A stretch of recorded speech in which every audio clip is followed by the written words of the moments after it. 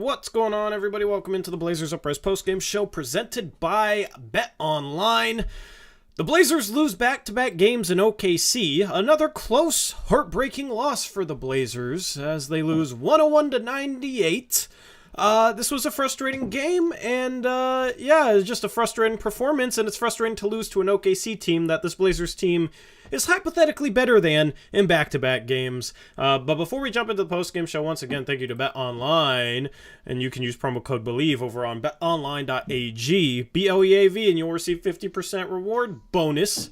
And you can get in on the action, maybe bet against the Blazers to take the sting off the losses. I don't know. Do whatever you want, but if you want to sports bet, check out our friends over at Bet Online. Parlays, live betting, all that fun stuff. Bet Online where the game starts. Okay, Eric, so, that sucked, and this is going to be an interesting post-game show. Yeah. I don't know what it is, man. I feel like we came out, we had a lot of energy in this game.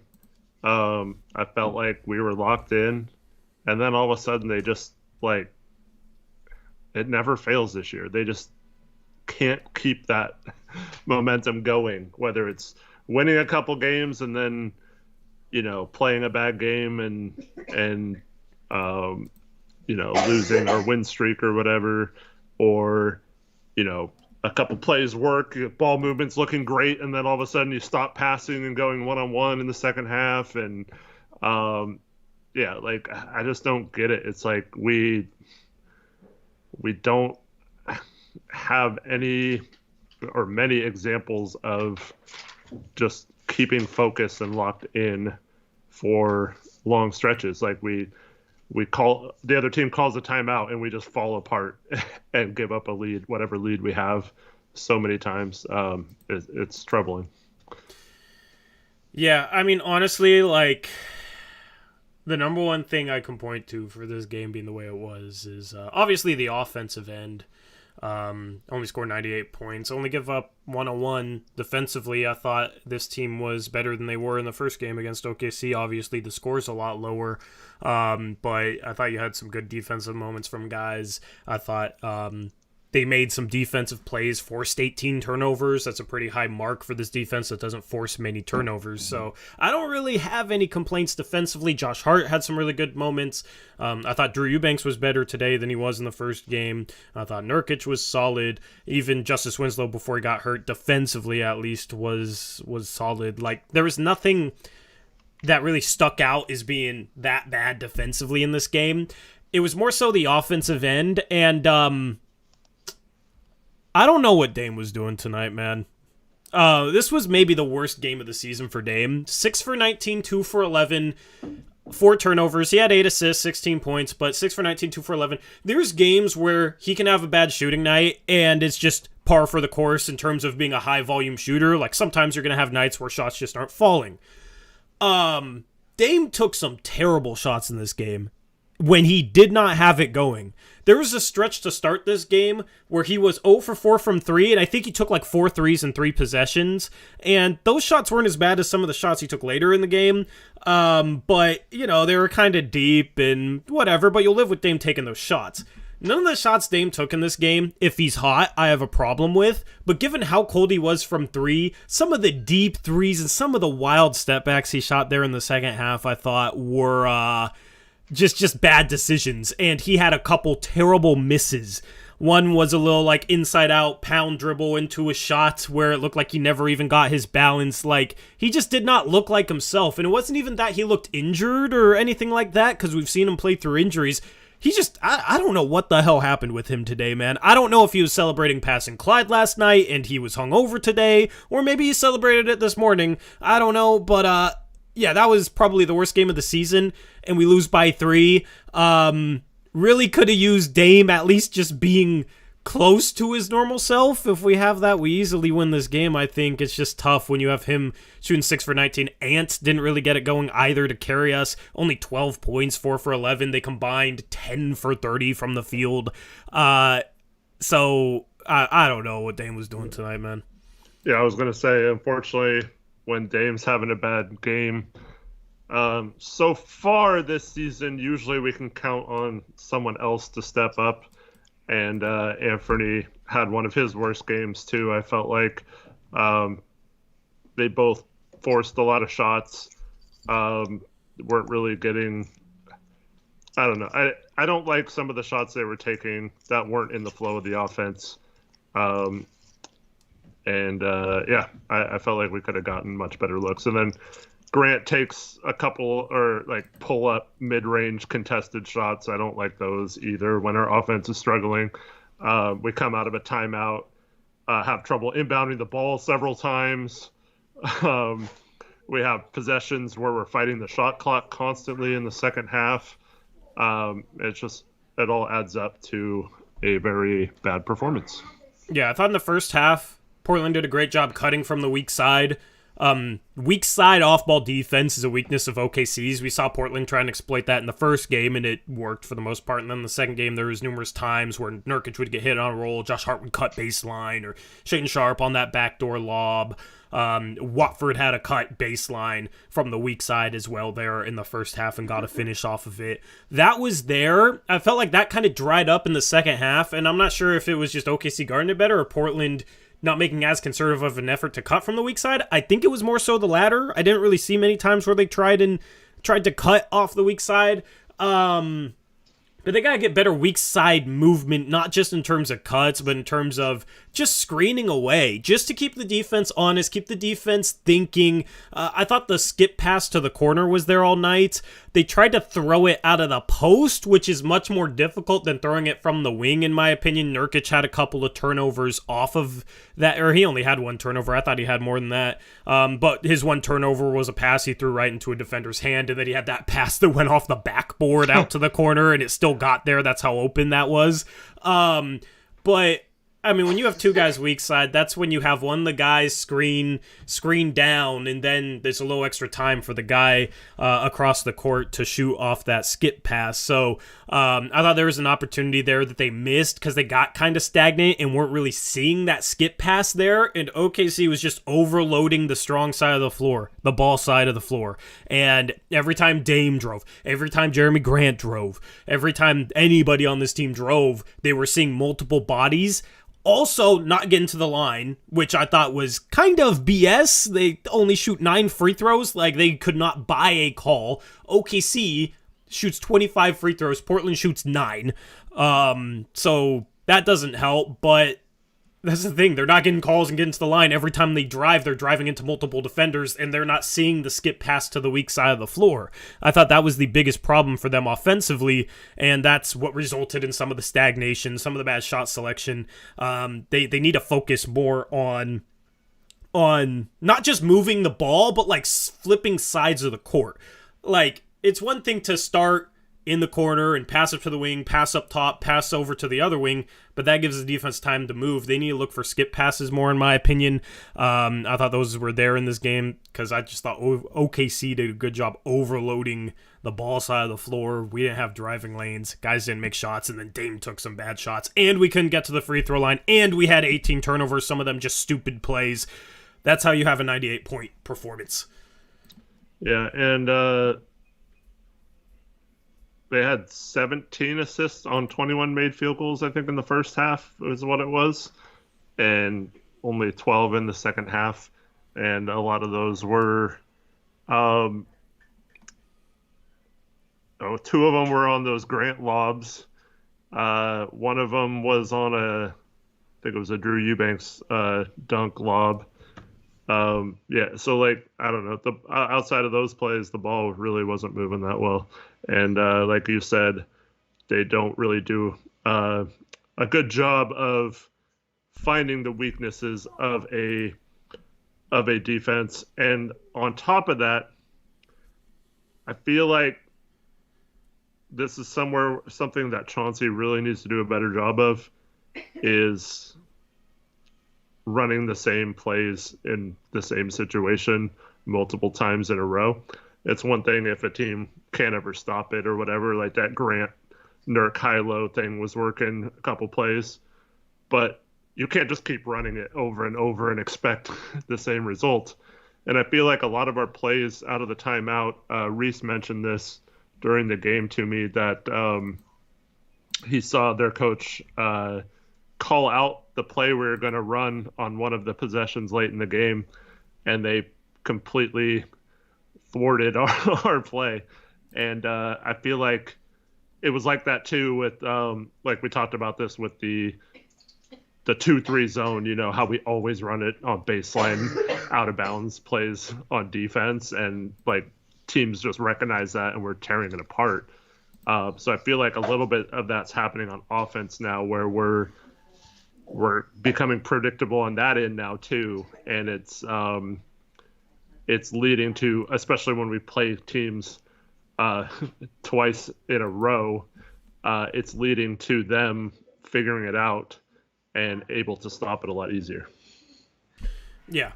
I mean, they did have 29 assists on 39 made shots. Like, I thought there was a lot of moments where they moved the ball well. I just think they need to focus more on hitting skip passes, and a lot of their ball movement is kind of just stuff where they're swinging around the arc. They'll run some action, like, with the ball or, like, in the middle of the court, right? They'll put the ball on one side of the floor, and they'll run a pin down for Dame coming up, right? Some screener action, stuff like that. I just want to see them try and keep defenders occupied on the far side of the court, because the problem is, and part of this is just due to a lack of shooting that showed up in this game, when you have Watford, Winslow, Eubanks lineup, which has never been good, and there's just three basically non-shooters on the court. That's not going to work. But when you don't have shooting and those guys are playing on the other side of the floor, those defenders can just step into the middle of the paint and clog things up.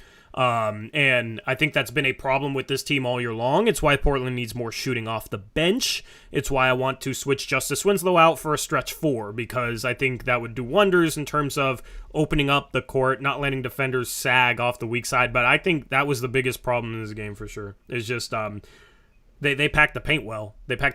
And then some of the kick-out passes we were getting, we weren't hitting. And it goes 4 for 9, which is solid, I guess, but 4 for 11 from the field. He did not have a single shot from 2, and he didn't have a free throw. That kind of goes to show you that they were doing a good job packing the paint. And then Dame 2 for 11 from 3. I mean, he just couldn't hit anything. And then off the bench, nice to see Sharpe playing better. We'll talk about him a little bit later.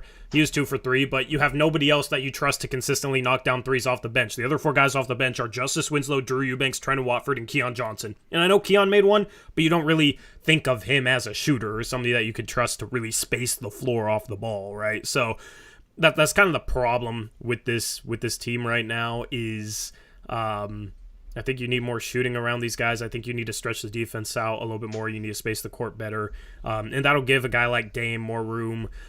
Because when he attacked, he was 4 for 8. You know, it's not great, but it's not terrible. Only got to the line once, which I thought was BS. But his shot wasn't falling. He still shot 11 threes and 19 field goals. It was almost like Dame felt like it was too hard to try and get all the way to the rim. And a lot of the shots he made inside the arc was like off one leg, fading away with his right hand floater shot, like Euro stepping away from the basket to like a fadeaway floater. He had some tough shots. It wasn't him getting to the backboard, him getting to the rim at all. Some of the credit you gotta give to OKC, but man, it's just a weird game. Let me look at how many points in the paint they got. 48 points in the paint for Portland, which I guess isn't terrible. But it felt like every bucket they got in the paint they had to work for. Yeah, and once again, Corey Jez had this during the game. If you're watching the Blazers broadcast, he mentioned how the Blazers had an insane offensive rating when they pushed the tempo and ran a little bit. And he said he wanted to see more of that. And unfortunately, we didn't really do that in the second half either, which also contributes to it when you're struggling in half-court offense and you're struggling to get into the paint. One way to cure that is to get out faster to where you're getting the ball in space and can quickly get downhill and into that paint before the defense is set. And we just did a horrible job on that tonight. Yeah. Yeah. Anyway, tough loss. I don't know, man. This isn't as hard to deal with as the loss where it was the buzzer beater. because I think this was more of an anomaly. Like, I would highly doubt Dame has a game this bad, and then he has a chance to take the lead. That final shot, man. He got fouled on that play, I thought, but you're not going to call that. If they were going to call that, Eric, because I saw some fans kind of talking about how Dort fouled Dame on that final possession, there was an illegal screen on Dort before that. They're not going to call anything either way. Dort did foul him twice on that. Yeah. One on the drive and one on the shove. Did you see, I don't know who it was, but did you see like one of our dudes just run into him on a screen, just like run straight into him? It was just obvious moving screen. Like, I don't know. Like, if they're going to call something on that final possession, they probably call that a legal screen, so I can't even complain about that. Lou Dort's a phenomenal defender. OKC's a better team than people realize. They're 14-18 for a reason. SGA is a superstar, and then they got good role players, and they got guys that can defend. Kenrich Williams is an underrated defender off the bench. I love his game. I wish he was a Portland Trailblazer. Lou Dort is one of the best defenders in the league. There's a reason Dame likes him so much, is because he always makes Dame struggle. Dame doesn't have big games against the Thunder anymore, unfortunately, because a big part of that is Lou Dort is one of the best defenders in the league. He's hopefully what Gary Payton II will be for us. So... that's also a part of it, is Dame's going against him, and I think Dame settled for some deeper threes instead of trying to attack him because he didn't have that same level of confidence attacking Dort as he would pretty much anybody else in the league. Mm-hmm. Was Shaggy Squid's donation the first one? Yep. Shout Shaggy Squid, $2 Australian dono, says, thoughts on re-signing Macklemore for bench offense. We would have to go into the tax to re-sign him. And he's not that good of a shooter. He was like 36% last year. Career 36%. Yeah. And that's the only thing he does is shoot the ball. And he's not even as good as people think he is at shooting. So, yeah, I think that's a non-starter for me. Thank you for the donation, though, Shaggy Squid. Yep. Thank you, man. We need a, I don't know, man. We need a stretch four off the bench. Like, even if it's a Jalen McDaniels, I'll take Jalen McDaniels just because he's a 38% three-point shooter. Doesn't even have to be a guy that is a good... Just as long as he's not terrible defensively, if he can shoot the three ball, I think it will help. Because basically what you're going for with this team is you just need a cohesive roster that has enough shooting, enough defense, enough of certain traits. Right now, off the bench especially, I don't think we have enough defense. And then defensively... off the bench right now, I don't think we have enough shooting, and then defensively, we're too inconsistent. And we need GP2, so... I don't know, man. That's my thoughts. Yeah, so just a couple things in chat. So one, I saw someone say that Dame needs to go earlier in chat. Just... we haven't talked about this in a while. We're just not going to waste time talking about Dame being gone or traded or that option. One, we're both loyal to Dame because he showed loyalty to Portland. I think he deserves that loyalty back. And two, it's just not going to happen. So it's completely pointless to talk about. But if that's your opinion, fine. You let it be known in chat, but just don't spam it over and over. Thank you. And then two, lots of people talking about the coaching. So here's the thing about Chauncey. We don't know yet. I mean, it's tough. Definitely having some growing pains. He's definitely not doing the best job he can coaching-wise. But, I mean, does that mean he can't be a good coach eventually? Does that mean he can't figure these things out?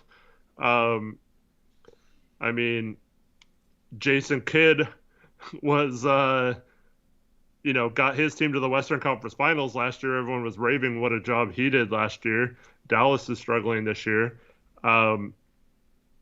It's just, I don't know. It's tough. I mean, he's not doing a lot of adjusting, and he's not doing a lot of the things he says need to be done. But does that mean he can't do them or he's incapable of it?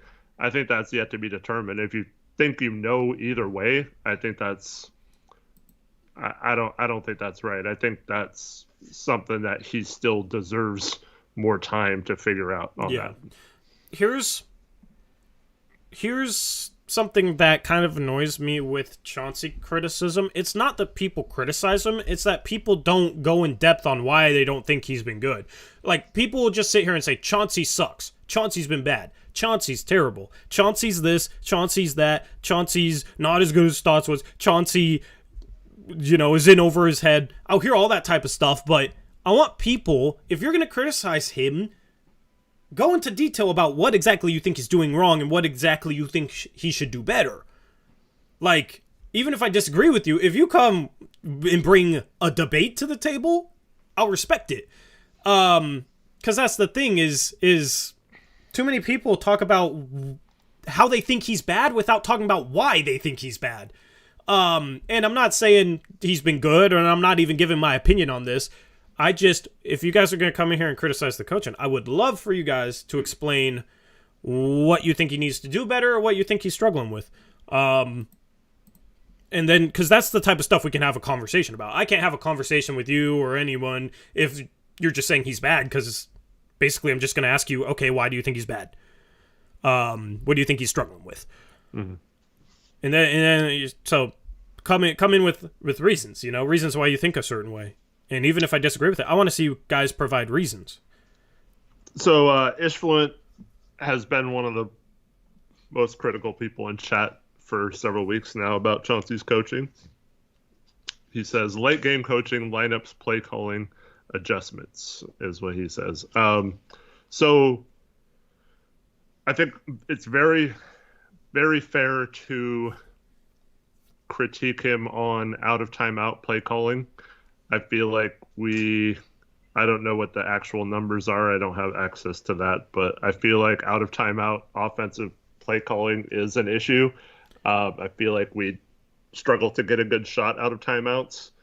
So that's something that he definitely needs to improve on. Yeah, I will say this on that. There's times where it seems to me like it's a good set, but players just don't execute, or they telegraph a pass and therefore it gets tipped, or you know what I mean? So that's the thing, is just because out of a timeout there's a turnover doesn't necessarily mean it's Chauncey's fault.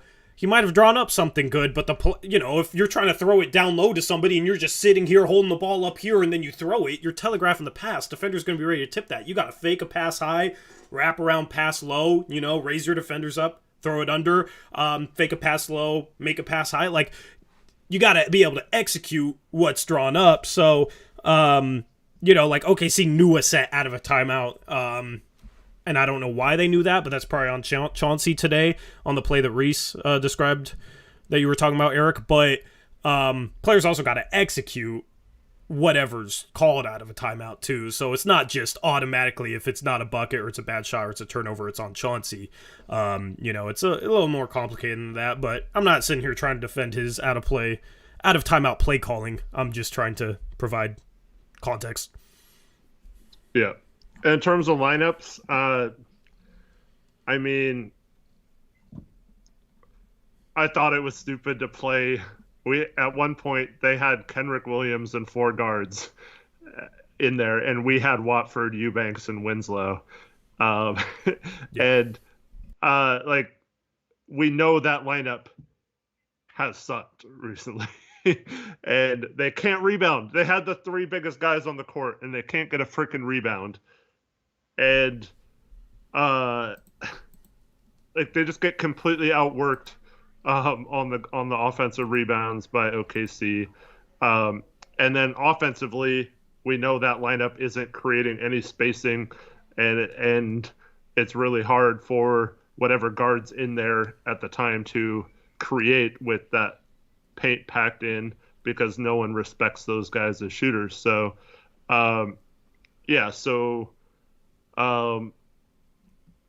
but at the same time, I felt like he made a mistake early in this game of not playing Keon earlier.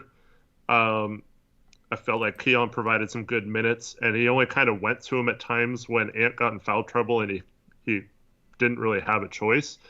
But I felt like Keon, especially defensively, was the best at fighting through screens and staying in front of SGA and being aggressive and stuff.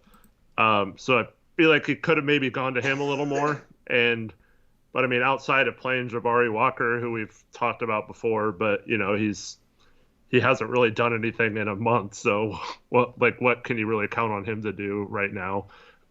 So like, what kind of lineups can he do right now, especially when someone gets in foul trouble? Nurk seemed to be on a minutes restriction tonight. He was coming out like 4 minutes into every quarter. So I just don't think that he had many options or has had many options in terms of the lineups and fixing them. Now, we could do a better job of maybe staggering them and not playing those three together. But I don't know. I mean, yes, it's his fault, but I also think he's kind of short on options in terms of fixing his rotations too. Yeah. Yeah, the late game situational stuff I completely agree with. He has not been good late game situationally so far this year. I don't think. Go ahead. Early in the season, you could have said he was phenomenal, right? Yeah, I mean, I don't think that was anything that Chauncey specifically was doing. It was just like guys made plays. You know what I mean? Right. Or like the Miami game, he didn't call a timeout, and that ended up working out. So obviously, in hindsight, that's a good decision by Chauncey. But then tonight, when he doesn't call a timeout and Dame goes and shoots a terrible shot that doesn't have a chance of going in, then it's, he should have called a timeout. So stuff like that at the end of games is always like hindsight is 2020. Now, with Dame going against Lu Dort, that's where, if you want to rely on Dame, that's where I would call a timeout, is because A, you're down. B, Dame hasn't been able to do anything against Lu Dort all game. So call a timeout, set up a set, advance the ball, set up a set to have him run off a screen to get Dort off of him, and then Dame has a better chance of making something happen. Whereas with Miami, it's kind of just inbound the ball. If we miss, it's overtime anyway, just going within the flow of the game. So that's the thing. Hindsight's always 2020 with those late game, do I call a timeout or do I not call a timeout sort of calls from a coach. But late game coaching, he's made a lot of mistakes with, the Brooklyn game. We have Dame and Ant trying to battle for a rebound on the floor when, like, Nas wasn't in there for whatever reason, and Dame and Ant are off the ball and have to try and go get a board, and Royce O'Neal tips it in over him. Made no sense not to have Chauncey on the floor. Eubanks against the small ball Dallas lineup the first time we lost to him sticks out in my mind is just kind of a bad decision. After Eubanks played 30 minutes, Eubanks was just gassed, and I wasn't even blaming Eubanks for that. It was just not the right situation to have him in a game, especially after he played 30 minutes, right? I know some people out there think I just want to hate on Drew Eubanks, which is absolutely not the case. Like, I didn't even blame him for that. I just thought it was the wrong call. The buzzer beater SGA hit, I don't think was on Chauncey. He should have maybe said, okay, Drew, if the ball's entered to the corner, go double. But other than that, like, I thought that was just Winslow playing really, really bad defense on that final play, and then Eubanks should have trapped and didn't, and Eubanks should have just, I don't know, like, I feel like a smart defensive player goes and traps. Like, if that's Draymond Green guarding the inbound, he goes and traps SGA, because it's SGA in the corner. That's exactly where you want to trap him, and you don't want SGA to beat you. So, there's some things where I see some people blame Chauncey for stuff where I don't agree with it, but that's why I want you guys to list reasons why you think he's struggling, because we can have a debate about it, and it's insightful, and it's not just, Chauncey sucks, and I'm sitting here saying, no, he doesn't suck, and then what type of conversation is that? So, Yep.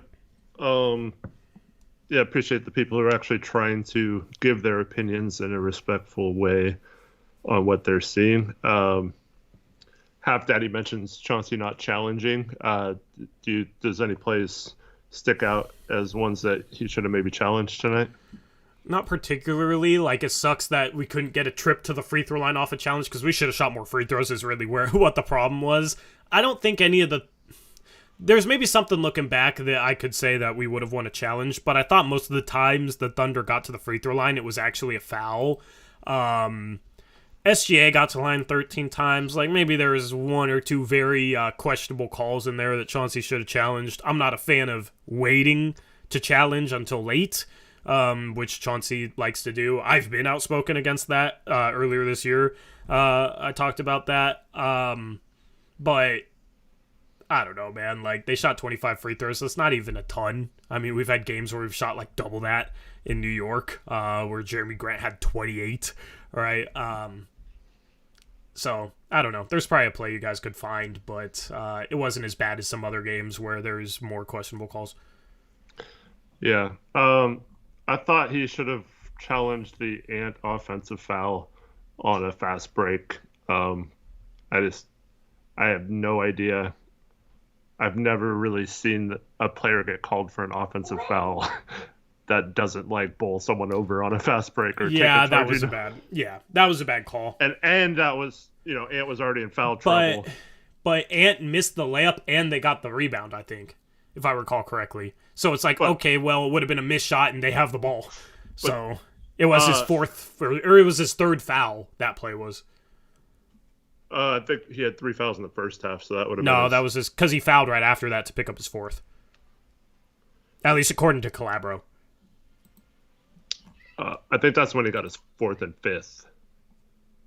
Because he had 3 in the first quarter, I think.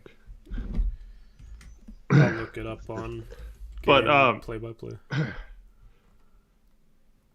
But, I mean, there was contact there, so it might have been switched to a foul on Muscala because he wasn't set either. It does make some contact with the body, but Muscala wasn't there either. But yeah, because did Ant have 5 fouls? ESPN's box score is broken. Freaking ESPN, man. Ant for sure had 5 fouls because he had to sit out most of the fourth. Yeah. Hopefully NBA.com's ready with the... I'll go figure that out. Because I thought that was his third and fourth. If that was his fourth foul, then yeah, that's probably one he should have challenged. If that's his third, I'm less against it. It just sucked that he fouled right after that. Yeah, he had 5 fouls. I can't look at team fouls? That's annoying. Wow, the NBA doesn't want us to look at team fouls. Probably for a reason. Interesting.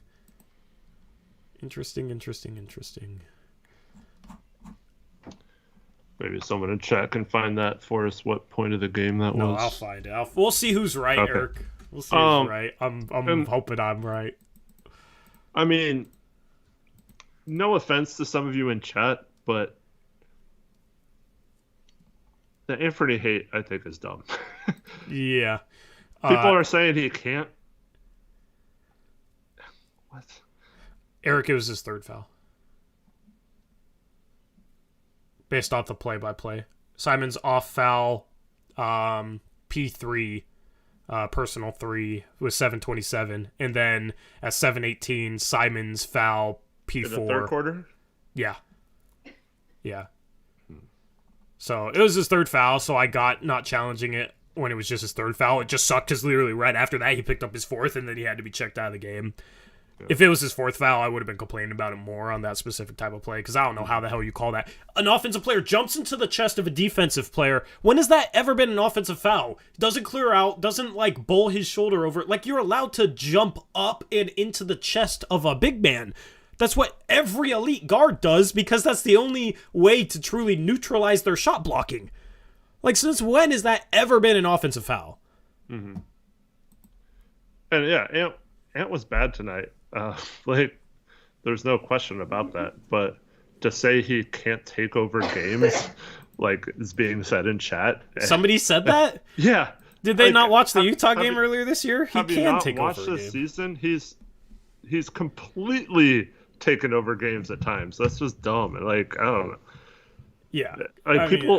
People just expect him to be I don't know. He's not... Yeah, you would maybe want him to take over games more, but to say he just outright can't take over games is just not true. We've seen him take over games. Mm-hmm. But that's the thing is people... See, I want to differentiate people that come in... Eric, I want to differentiate people that come in and they'll give legitimate reasons to stuff and disagree. We got no problem with that. That's what we want you guys to do. What we don't want you guys to do is come chat and say, Ant can't take over a game, but then we'll point out how he had 45 in Utah and won us that game, and then those type of people will generally respond, oh, well, that's just one game. Well, you said he can't take over a game. Obviously, you can, so... Yeah, like Ishfluent says, and Tori's been saying all season, how is he supposed to take over a game with no spacing? This team has no shooting. even though they're first in 3-point shooting. It's like because of Dame and Jeremy Grant is right, in Nurk. Yes, those three in Nurk, yeah. But like, I mean, Ants. I mean, well, one, you have to keep in mind he's 23. Two, he's still trying to figure out. Dame's missed half the season. They're still trying to figure out how to be good together, just like it took CJ and Dame a while. Like, Ant's been fine. Like, he's still been pretty efficient this year. Yeah, his 3-point shooting is a little down from last year and his career averages and stuff, but like it's not like egregious bad, and he's still hitting lots of threes. I feel like his shot selection at times can be a little rough, but we've seen him get insanely hot and hit insanely tough shots too. So when you're a star like that, you have to be willing to take some tough shots sometimes. But yeah, I mean, he had a bad game tonight. I don't know. It's just weird. I mean, he only gets 11 shots too. It's not like he's going 5 for 20 or something. Like he's not getting a ton of shots within the flow of the offense either. And I think he could have forced more shots. I mean, look at Dame tonight. And that's something that that's another criticism I have of Chauncey is I feel like we have these three players who all can take over games now at times, despite what some people in chat think. But like spreading it out and getting them good shots, like when teams are pressuring Dame the way he was pressured in these last two games against OKC, there has to be more of a way to get one of those other two guys better looks. And I don't feel like we're doing the greatest job of using that pressure to get an advantage elsewhere on the court. And hopefully, like I said, it's a learning process for Chauncey. He's still so young. He doesn't really have much coaching experience. Like, you look at Ime Udoka last year, who was like an assistant coach forever under multiple like really good head coaches in the league, coached a lot of stars as an assistant coach. Chauncey was an assistant for 1 year and has now been a coach for a tanking season and one season where they're trying to win. So like he still has to learn this kind of stuff too. And hopefully they'll all learn together. But there's nothing saying that this can't all improve by later in the season. It's just frustrating to watch right now when they should be winning these games. Yeah. Well, what's funny is people comparing him to CJ. Going into this game, because Basketball Reference doesn't update until a while after a game, but Anthony Simons was averaging 23.2 points per game. That's a higher point per game average than CJ McCollum ever had for a season in Portland. He had a 59% true shooting percentage, Anthony Simons does. That's a higher true shooting percentage than CJ McCollum ever had in Portland. Like, statistically, Anthony Simons, you could make the argument that he's having a better statistical season than CJ McCollum ever did in a Portland Trailblazer uniform. But that's the thing, is like, Ant struggled the first, 3 games shooting the ball, and everybody was worried. And then in the 4th game, he absolutely took over that game against Denver and had 6 straight threes and turned a close game against a tough team into an absolute blowout in the blink of an eye. Right? But, we forget that for some reason he can't take over games, quote unquote. Ant's fine. Ant's fine. He had a bad game. Dame had a bad game too. It's okay to, you know what I mean? It's okay to sit here and say players have a bad game. I don't understand people that are so caught up by specific moments that they swing so wildly to one side or the other based on 1 or 2 or 3 games. After the preseason, the sky was falling. After 4 games, this team was absolutely elite. Then, started to lose a little bit. And then they have that stretch. They have that huge win against New Orleans, right? And, this team is great. And I even was buying into it. I was saying this team is contenders if they just stop turning the ball over as much. And obviously, the defense has fallen off since then. But, so I wasn't entirely right there. I thought the defense was more so here to stay. But still, we go on that run to end November. And, we suck again. And then we won some games. We have that huge win in Utah. We're able to come home, get rested. beat the Timberwolves twice in a row. We're like 2 games out of first, and we're good again. We're right in the thick of things. We are fourth. We were fourth at one time. And then now after this, now it's we suck again, and everything sucks, and Anthony Simons sucks, and Chauncey sucks, and I don't know. I just feel like we're swinging too wildly. Like, the season's going to be a roller coaster. Guess what? You look at any team in the West, it's a roller coaster, because the West is freaking good, man. Like, I know some people criticize the West because, there's not a dominant team or whatnot, and you look at the 2 favorites in the league right now are probably the Celtics, who actually have been struggling lately, and I see Celtics fans talking about how they were tricked and the Celtics suck now, and the Bucks. Those are the 2 favorites in the league, right? But this OKC team is, they just passed they're tied with the Lakers now after these 2 wins, but they were 13th in the West, Eric. This is the best 13th place team I've ever seen. Like, they're not bad, man. And I told people that before these 2 games.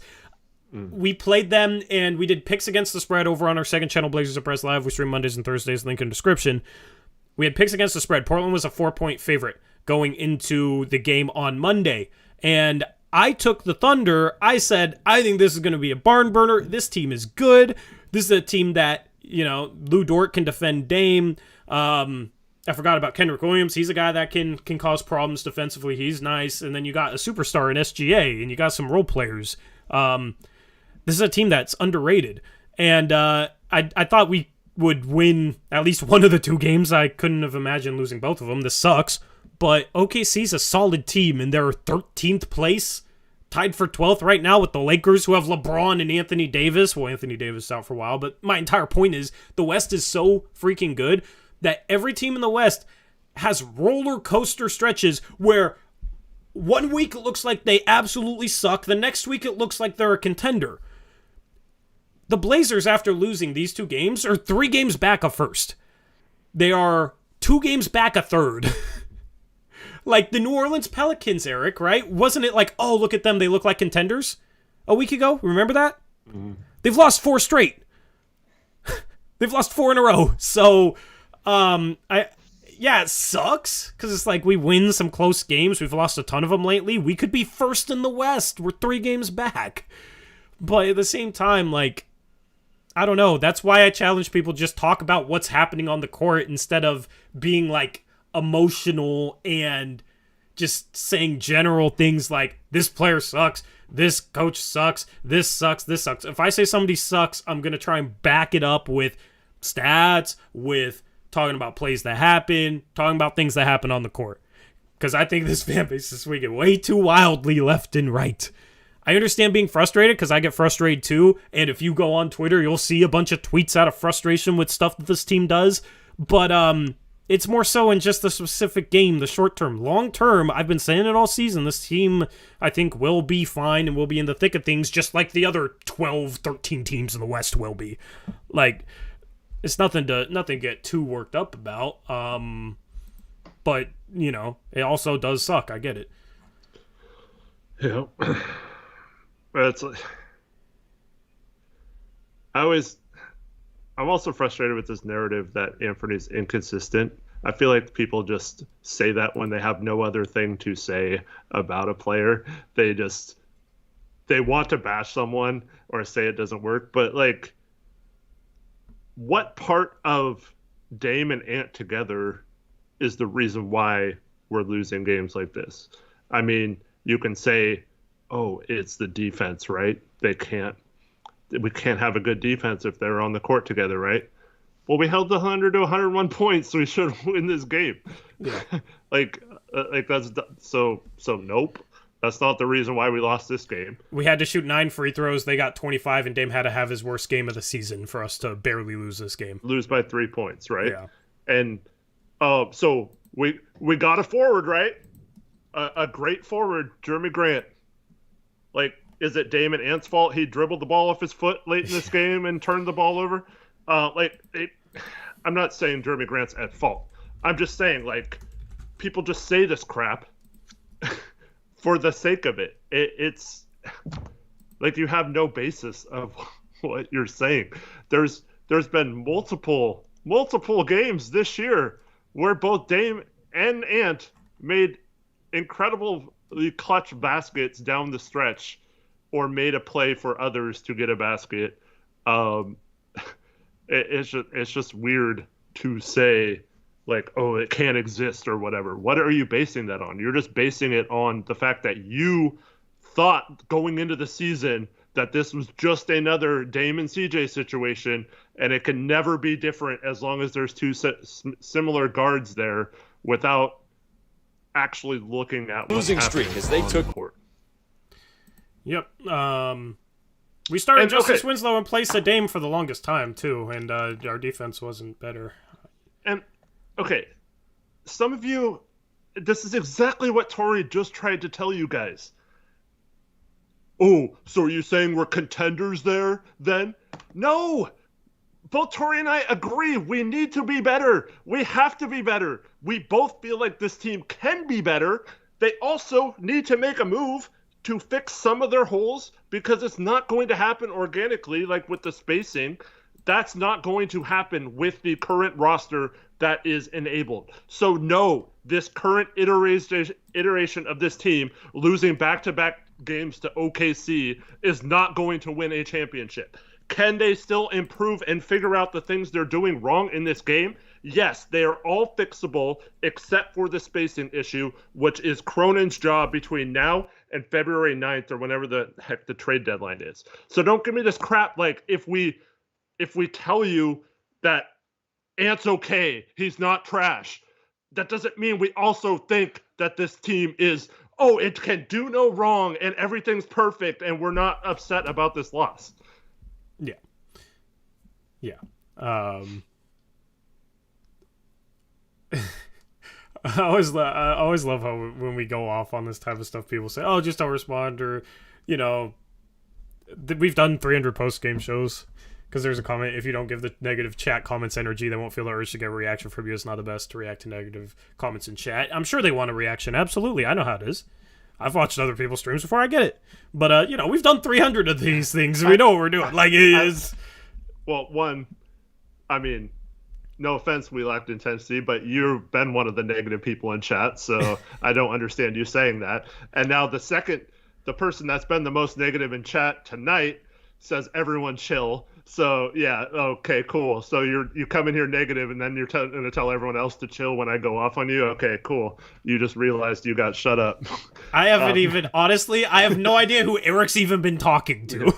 I haven't been reading chat a ton. I've been reading chat, but I have no idea who you're talking to. There goes the other negative person in chat that says everyone chill. Yeah, intensity. You've been chill tonight. You have not. You are living up to your name. Well, he was the one who said he was done with Dame and wanted to trade him earlier. So I don't know about that. Oh yeah, that's not too chill. But you know, yeah, live up to your name. We lacked intensity. The chat is too intense right now. But y'all gotta chill on each other too. Okay, I'm gonna start reading chat now, man. I'll just say that I understand being frustrated. I understand being frustrated. It's nothing. I have no problem with anybody being frustrated because I'm frustrated. Mm-hmm. It's just like sometimes you gotta take a step back and just try and logically look at things. You know, like that. I truly try and take a step back and take a logical look at stuff. Like maybe it doesn't seem like it, but that's what I try and do on post-game shows. And, you know, you guys can sit here and vent, I guess, but I don't know, man. Like, if you... I don't know. I don't know, man. So, let me get this straight, Bob and Weave. You were worried about Ant and Dame being too similar to Ant, or Dame and CJ. But now you're saying you want Anthony to take the 4 shots and you want him to shoot 18? Let me just say this about Ant versus CJ. Like, Ant plays more within the flow of the offense. I thought that's what people wanted. Mm-hmm. was somebody That's what that I was... begged CJ for years. Yeah, CJ hijacked the offense too much. How many times did we hear that? Now we have Ant, who plays within the flow of the offense, is a better three-point shooter, having a more efficient season this year than CJ ever had for us, and scoring at the same rate as CJ ever did for us, but it's not him hijacking the offense at all, and now people are upset that he's not hijacking the offense and taking over every game. It's contradictory. What do you guys want? For the people that are doing that, they criticize CJ for hijacking the offense and now are criticizing Ant for not taking over enough games. What do you guys want in a two-guard? Bob and weave.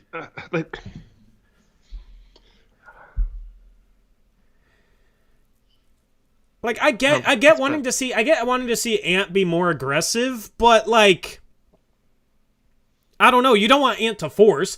Dame was super aggressive tonight, and it was bad. Like, it hurt the team. And normally I'm not on here ever talking about how like Dame's aggressiveness hurts the team, but he was so aggressive in such weird situations today and took such weird shots that it truly hurt the team, I thought. Because it's not like this team shot a horrible percentage or anything. I think they were like 48% from the field. I forget what they were from three. I gotta go back to ESPN, which was glitching on me, and look at, or no, I got NBA.com right here. They shot 49% from the field and 39% from three. The problem is they had 18 turnovers. Dame had 4 of them. But it's like Yusuf Nurkic was 5 for 7, 1 for 2 from three. Jeremy Grant was 7 for 14, 2 for 4 from three. Josh Hart was 5 for 7, 1 for 3 from three. So, I don't know, but that's the thing. If you have a player that plays more within the flow of the offense, they're going to have games like this where they have 12 points and 4 for 9 from three and don't force a bunch of stuff. If it was CJ here, CJ would have definitely shot more than 11 shots. But Simons only played 29 minutes because he had 5 fouls. I just don't know what people want. It's not as simple as people make it out to be. Anyway, shout out to We Lacked Intensity. All of a sudden, this dude is my favorite person ever in chat because he just dropped a $200 dono, which is, I think, the biggest dono we've ever gotten. So, real change of pace here from the bickering to the appreciation, man. Thank you so much for the $200 dono. That's absolutely huge. It says, all love. I'm a troll. I love the show. Merry Christmas. # we missed some shots. Thank you for the $200 dono, man. Appreciate you. Thanks for making my night, honestly, because that's phenomenal. Merry Christmas to you as well. Merry Christmas to you as well. Did you ever read Clearly a Bot's message earlier? No. Did he drop one? Yeah. A member message. The Ant hate is super silly. Buy tickets for January 2nd. Oh, yeah. We are having a watch party in person. You can come yell at us in person about how you disagree with us if you guys want to chat. On January 2nd, you can buy watch party tickets. Northeast Portland, we're hosting a watch party. You can come watch the game with us, and then we're doing a post-game show live from the venue. So me and Eric will be in person with a post-game show. Obviously, if you can't make it, it'll be cool because it'll be a little different setup than my background that nobody likes and your background, which everyone likes, Eric. But yeah, so it should be fun. If you want tickets to that watch party, go into the description box and click the link that says buy tickets here. And also, if you're a channel member, go to the community tab section of the main channel, and there are discount codes there. Or ask me for the discount codes. You can message me on Twitter at ToryJonesYT, or message me on Discord. In our Discord server, you can easily message me as well, or ask me in the Discord server. You know, there's ways to get in contact with me. So, anyway. Thank you again, though, for that donation. Yeah. And Bob and Weef donated $10 to say, I'll rephrase what my point is in the chat because I really feel like I'm making a lucid point, but perhaps not making it clear enough. Okay, so I appreciate the $10. Thank you very much. Thank you. That was supposed to be $1.99. Just kidding. Oh, man, you put 2 extra 9s in there. Anyways, I get what you're saying. But you're trying to say that he has no purpose because you're phrasing it in a way to where if he takes 18 shots a game, he's hurting the team, and if he doesn't, he's hurting the team. So like I think you're trying to say, because I don't think you want him taking 18 shots, right? So if he's not taking 18 shots, you don't think he's a good player for this team either. So I don't understand that. I also don't understand what this post-game show is. All the haters are the biggest donations. But this is the other thing about Anthony. So going back to that press conference before, what is that, 3 seasons ago now, where Neil Olshey sat up there, and I think it was Jason Quick asked him about if he was going to make a move to bring in a backup point guard. And he said what, Tori? It's just something Anthony Simons. We have a backup. We have a backup point. We have a backup point guard. I have washed him out of my mind, Eric. His name is Anthony Simons, right? Yeah. And everyone's like, he said yes. Everyone's like, Anthony can't play point guard. He sucks at point guard. He can't handle the ball. Whatever. Like, he's just a shooter. Like he'll never be nothing more than that or whatever. And that's fine. Like, I'm not trying to, like, praise Olshey here. But my point is, he went from being a shooting guard that was kind of a tweener between a point guard and shooting guard body-wise to a legit ball-handling, off-the-dribble shooter, can now drive to the basket, can now make plays and facilitate a little bit. But it's still, like, he still has less than a season of actually starting and being in that role, and even less time in that role when he has to share it with his backcourt mate. So how about just giving it a little bit of time to see if those two can work together? Dame obviously believes in him, and I believe in him, and I think they will be fine. I mean, they both had to have bad games for us to lose by 3 points. Both were fine defensively. I mean, I didn't think Ant was great defensively in this game, but like, they have been better than people think they are on defense this year. And like, our team overall defense has not been great, but that was not what lost us the game tonight. Why is there a spider on my wall, man? Dang it. Gotta go get it. Yeah, at some point I'll probably go and get it. Well, but okay. Let me. Okay, go ahead. I think I might take care of this spider right now. Yeah, go get it. Go get it. Yeah. All right. So Alley-Oops says, but the difference is we don't have the luxury of waiting for Ant to finish developing into a complete player. He's really good. He's not developed yet. Like, even you agree he's not developed. But he's really freaking good and shows flashes of being like a superstar mini Dame type player, like all-star level player at times. So who knows how long that's going to take, but you can win this season with him, even if he doesn't like improve much of what he is. He's been good this season. I don't understand why people are all of a sudden acting like he's been terrible or something. He's been really freaking good this season, and I don't understand. Like this crazy talk, man. Like Tori said, we lose a couple games and everyone loses their mind on what like is happening.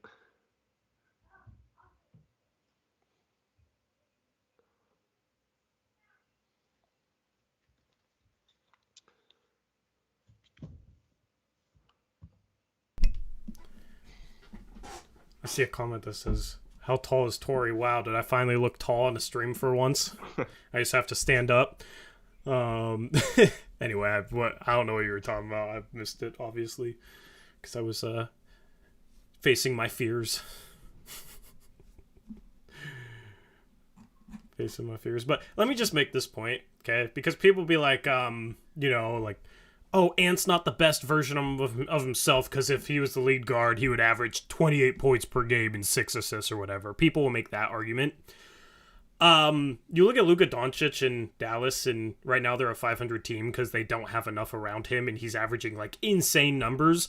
If you put more around Luka Doncic, his numbers wouldn't look as good. And if you use that same logic, you could make the argument that, oh, Luka having more players around him isn't as good for him because he would put up better numbers otherwise. But obviously, it would be better for their team. It would be a better team if they had more around it. So, yes, like, Ant would put up better numbers if he was the lead guard, but that team would not be better than if Ant's the second guard. So, I've never really understood that argument. I'm not saying anybody's making that argument, but I hear that argument a lot. Like, I'm not saying anybody in here is making that argument, but I've heard that argument before, and I've never understood it. And then, so once again, you know, we make a comment like that, and then we get, but you can't win even in first round this year. Do you agree objectively? It's like, Tori and I know you've been in this stream, Cocadabra Furious, this whole time. I've seen you comment the whole freaking time. Like, are you not listening to us? Both Tori and I agree. We have to make a few additions. Like, the 2019 team was not going to win in the first round. But what do? They pick up Rodney Hood and Enes Kanter after one at the trade deadline, one in the buyout market, and they improve their bench to where they have a solid team. This team is not the finished product. But to blame one of the best players for the bench sucking and the defensive issues, like, for just him, is not the reason why this team is losing these games. But if you take a step back, we're still, I mean, yes, losing to the Thunder twice sucks, but like, we're still above 500. We still have a very easy road ahead of us. Now, if they continue to struggle through January and they don't make a move at the deadline, we can absolutely say this team is not going anywhere, right? We'll sit here and say, you know, if we're 500 at the end of January and we don't make a move by February 9th, I will completely agree that this was a wasted season and that we're not going anywhere. But there's still a lot of basketball left to do. There's a lot of teams that are in the same exact boat as this Blazers team. There is not a single team in the West that you can say has been consistent night in and night out, because even teams like Denver, who are now in first place in the West, should have lost to us a week ago, right? And we have a chance to beat them on Friday. Already beat them once. Yeah. Should have beat them twice. Yeah, so... And every team in the West is going through stretches like this, so how can you say that we're automatically going to lose to them when they're having some similar terrible stretches as well? Like, how can you say that with any certainty? I don't understand, because I guarantee you, all these people saying, we are a first-round exit, if they were a fan of any other team in the West with that same mindset, they would be saying that they're a first-round exit too. Memphis was down 20 in OKC before John Morant ever got ejected like a week ago when he got ejected at halftime. They're down 61-40. So if we're taking the logic from these two games and applying it to Memphis, who's number one in the West, they ain't making it out of the first round either. I guess the whole West is going to lose in the first round, Eric. Mm-hmm. I don't know. I don't understand it. Also, you saying that dude's name just has me trying to think of that super long phrase from Mary Poppins.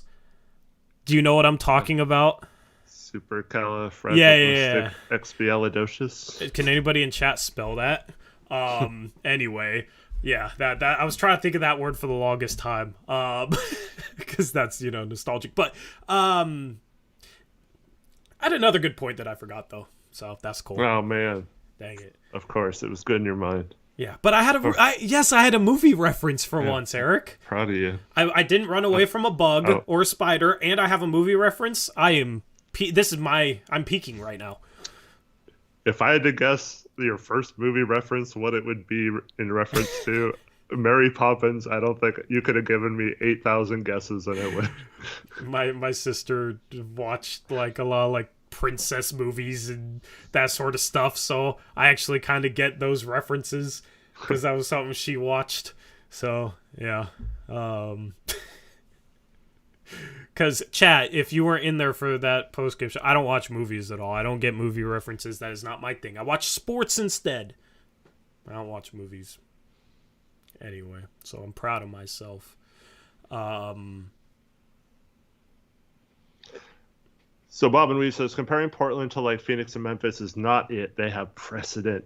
They were successful last year and mostly unchanged rosters. Precedent? How was Phoenix successful last year when they lost in 7 to Dallas, who had no precedent before that, and Phoenix was in the finals before that? If precedent mattered so much, then how in the world did Luka Doncic and a bunch of role players beat the freaking Phoenix Suns, who right now are falling apart at the seams? And 2 years ago when Phoenix came from out of the playoffs to the number 1 or number 2 seed, I think they were, Utah was the number 1 seed, right? And made it all the way to the finals. You could make that exact same point in the other direction, that they had no precedent like Portland this year and had Portland made moves. There's several changes they made, whether it's bringing in Josh Hart and Jeremy Grant, things like that. It's not the same team as it's been in the past. We have much better forwards. We still have 2 scoring guards. We have a competent center. Just need to shore up the bench, in my opinion, and I think we'll be fine. And I think we can compete with pretty much anyone in the West, or we could lose to anyone in the West like we saw these last couple of games. Yeah, I mean, precedent doesn't matter. Precedent doesn't. I always thought playoff or NBA Finals experience was overrated. I never thought it didn't matter, but I always thought it was overrated. It basically comes down to, if you have experience, then maybe it's a little easier for you to handle the moment, right? Like, and not completely fold under the pressure. But other than that, it is a little... there are differences between playoff and NBA basketball, which also matter to have that experience to know how the playoffs are different. But, I mean, Dame's been in the playoffs before. Nurk's been in the playoffs before. Jeremy Grant's been in the playoffs before. Josh Hart, I don't think, has been in the playoffs before, but that's the type of guy that isn't going to have any trouble playing playoff basketball. He's just going to... he's going to hustle and he's going to play hard and he's going to rebound and he's going to scrap. Guys like that normally succeed in the playoffs as long as they can just make a 3 and aren't Tony Allen, where they just can't hit anything. So, I don't know. Precedent doesn't matter. It comes down to who's going to play the best in the 7-game series. Who's going to play better than the other team? Who's going to come up with the plays when they count? Who's going to win the close games? Because obviously a close game completely swings the series. That's what it comes down to. And basically, this entire season, Eric, is let's figure out where we need to shore up the roster, because it's an 82-game season. It's an 82-game season. That's a ton of time to play some basketball, figure out where you're coming up short, what you need to improve, and then addressing that to try and give you the best chance to play better during a 7-game series against whoever you face in the playoffs. That's what a season's for. It's nice to get a 1 seed. You should have a hypothetically easier road, and maybe you don't have to play as many games in playoff series and can have more rest long term, and risk of injuries lower if you play less games, and that sort of thing. So getting a 1 seed versus 2 seed versus 3 seed versus a 4 seed matters, but in the end, it's getting the team as good as possible, using these games to figure out where they need to upgrade, and going from there. So I don't understand people acting like this team, which is 3 games out of first after missing its best player for almost half the season and playing a tough schedule. I don't understand anybody acting like this specific team is destined to lose in the first round, when this probably won't even be the team that's playing in the first round. You'll probably have a change here or there, which could make a ton of difference. And you still got Dame and Grant. If Dame plays like this, we're losing in the first round. If he plays 4 games like this, we're probably getting swept in those 4 games in the first round. If he plays like how he was playing when he came back off injury, where he had 4 games in a row where he was scoring at least 36 points per game, we could win a championship. That's what it comes down to. Yeah. And so Memphis, they lose in the play-in in the bubble, right, to us, the first ever play-in. They were in the play-in the next year, in in which they end up, who they upset, the Warriors or they upset the Warriors. Yep. And so they win 2 play-in games as like the 9th or 10th seed and get into the playoffs, losing the first round.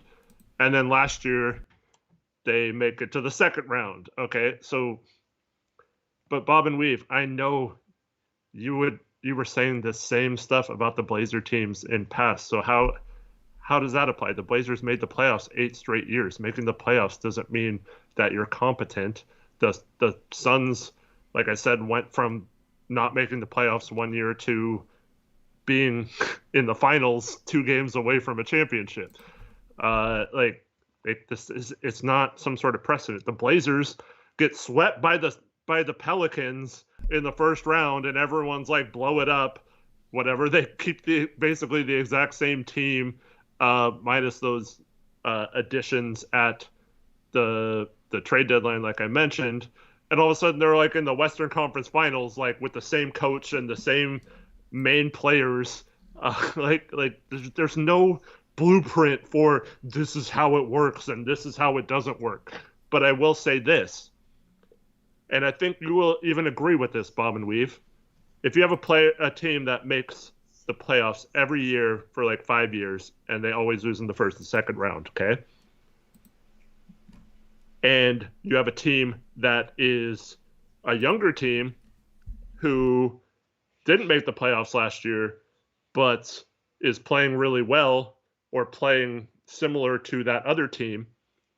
Don't you think the team that is on the come up or that has, some new guys and a younger coach trying to figure out has higher upside in the long run than a team that the ceiling of, even if they have the precedent of being a playoff team?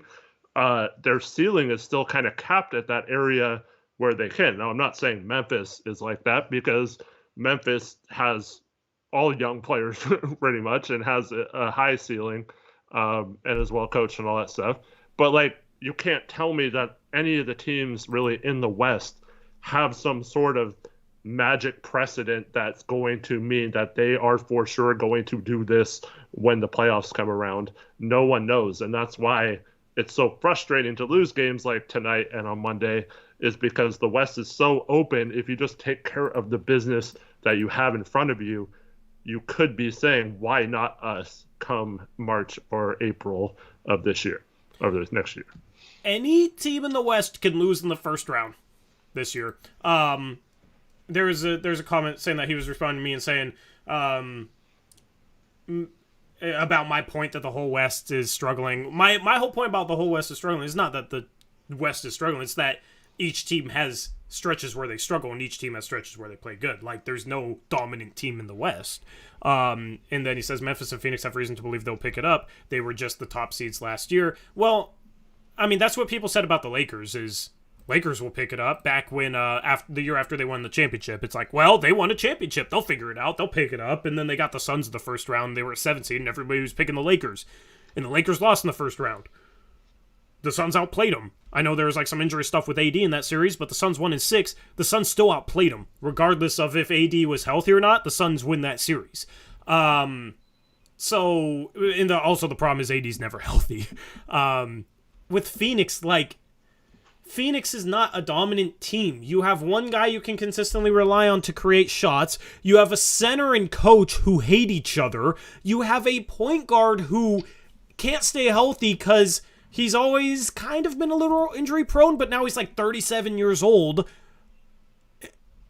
Booker's awesome, and Mikhail's one of the best role players in the league, but it's not like that team roster-wise is dominant, and things are probably at as bad of a spot as they've been in the past couple of years. I don't know if the Ayton and Monty thing is salvageable, because it seems like they can't stand each other, and this has been going on for a while, and they might have to trade him. And who knows how much they're going to get back for him and if it makes the team better this year. Phoenix is a big question mark. Phoenix could easily lose in the first round. Phoenix could go on a finals run. I would say that about almost any team in the West. The whole precedent thing, those teams will pick it up just because they've had good seasons in the past, just doesn't make sense to me, because teams come and go. Teams come and go. It's not the Warriors versus the Cavs the last 5 years, where even if the Warriors struggled to the first 10 games of the season, you knew that they were going to make the finals because they had KD and Steph. But that's just a dominant roster. Memphis's roster is good, but I don't think it's dominant either. It comes down to, can you figure out a way to contain Ja and not let role players go off? Like, that roster is good, but to sit here and say oh, Memphis, when they've only been in the playoffs 1 year and it was last year and they lost in the second round, they're gonna figure it out for sure because of precedent, I just think is a stretch. Like, none of these teams are dominant. None of these teams are unbeatable. Out of the top 8-9 teams, I think any of them can beat them in a playoff series. I mean, maybe I still don't fully believe in Sacramento because they're just too wildly inconsistent. But I still don't know what Sacramento is for an entire season, but they're up there too. I don't know. I feel like, I don't know. I'm just trying to enjoy this NBA season, man. It sucks when the Blazers lose, but I love where the NBA is at right now because it gives me hope. I have more hope that the Blazers will win a championship this year than I've had in the past decade. Yeah. And Bruce, I know you've been watching this whole stream too, so I'll call you out as well. He says, Eric, well, how about the Blazers stop lose to bad teams the way we're playing? We're not going to win when it comes playing tough. No crap, man. I just said the team that played the last few games will not go anywhere if this is how they're playing in the end. Duh. Everyone knows that. I just said that. It's just so frustrating, man. I know. Well, yeah. Bruce, I know you've been watching. That's the problem. He's hung up on the fact that you said OKC is a good team, and he won't let it go. So I said they're a tough team. I never said they were good. I said they were tough. Tough means you're gonna have to work to beat them. They're still a below 500 team, but they're not the Rockets or the Spurs. Those teams, you don't really have to work to beat those teams. You just gotta show up and not play terribly. And even those teams will still have some impressive wins, but OKC's tough, dude. They're 14-18. It's not like they were 2-20 and then beat us 2 times in a row. They're tough. They got a superstar, which is tough to guard. They got one of the best on-ball defenders, which makes it tough on stars. They are a tough team. Doesn't mean they're good. For a 13th place team or a 13th, seed caliber team, they're maybe the best I've ever seen. Because normally the 13th place team is terrible. This team isn't terrible. You got 13 tough teams in the West right now. You have the most quality depth that I think you've ever had in the West. I mean, who's the 13th seed in the East right now, Eric? Let me look at this. 13th in the East is the Orlando Magic, which they're playing better lately. They've won 7 out of their last 10 games, but Washington's 12th. I think OKC's better than Washington, Orlando, Charlotte, Detroit. Shoot, you can make a case that they're better than Chicago, because Chicago's just a train wreck. They got a couple of stars, but Levine's taking a step back. They're kind of like the Lakers of the East in a way. I feel like just they have a couple stars, but pieces fit weird. Just very blah. I mean, but that's the thing. There's parity in the league right now, man. There's parity. It's not like you have 4 dominant teams and then 10 terrible teams, and we're in the middle of in between each tier. You got to work to win games, especially this season. So, Bruce, my guy, go back and rewatch the stream if you. I know you were listening. Shout out to Smog, member for 23 months, says, "Where did that 4-game winner team go, man?" I mean, what? We barely beat Sacramento. We barely beat Phoenix. And then we were winning close games. We had Ant go off against Denver. And then what was our other win? We beat the Lakers. We barely beat the Lakers. We barely won 3 out of those 4 games. We're down 98-90 with 2 minutes left. Yeah. Now we're losing every close game. Mm-hmm. If we were still winning close games right now, nobody would be panicking. But that's the whole point, is that the league is so even that the difference of a couple possessions determines games, and one game determines whether you're 3rd or 7th. That's my whole point. That's why I think anybody like coming up with definitive statements about how this team can't get past the first round or this team sucks or stuff like that. That's why I think that's overdramatic. Because this league is that even. And it's not like we're getting blown out. Like, we lost by 3 tonight. We lost by 2 off a buzzer beater the last game. We got blown out by the Mavericks. It was our loss before that. But we had 2 games which were winnable in the final minute against the Thunder. If we won both these games, we'd be talking about how this team has won 6 out of 7 games. Mm-hmm. And then the loss before that stretch was Jamal Murray hitting that 3 on the final possession. And we won the 2 games before that. So, literally, since in December, we've played, 1, 2, 3, 4, 5, 6, 7, 8, 9, 10 games. We've lost 4 of them. 3 of them we've lost in, like, the final 30 seconds. Flip that the other way, we're talking about how we're 9-1 in December. So I don't think it's anything where it's like, where's the 4-0 team gone? I think it's just, we're losing tough games, and it's an L on the schedule, which never looks good, but the problem is, though, is like, Life of Kai says, Mavs game showed me we aren't crap right now.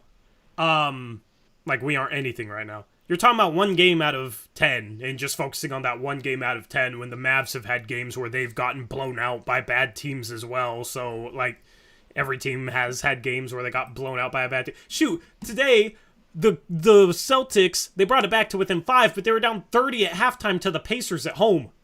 Mm-hmm. Like, it happens. It's just, I don't know if you guys don't pay enough attention to the rest of the NBA and, like, what goes on, what happens on a night in, night out basis with other teams, but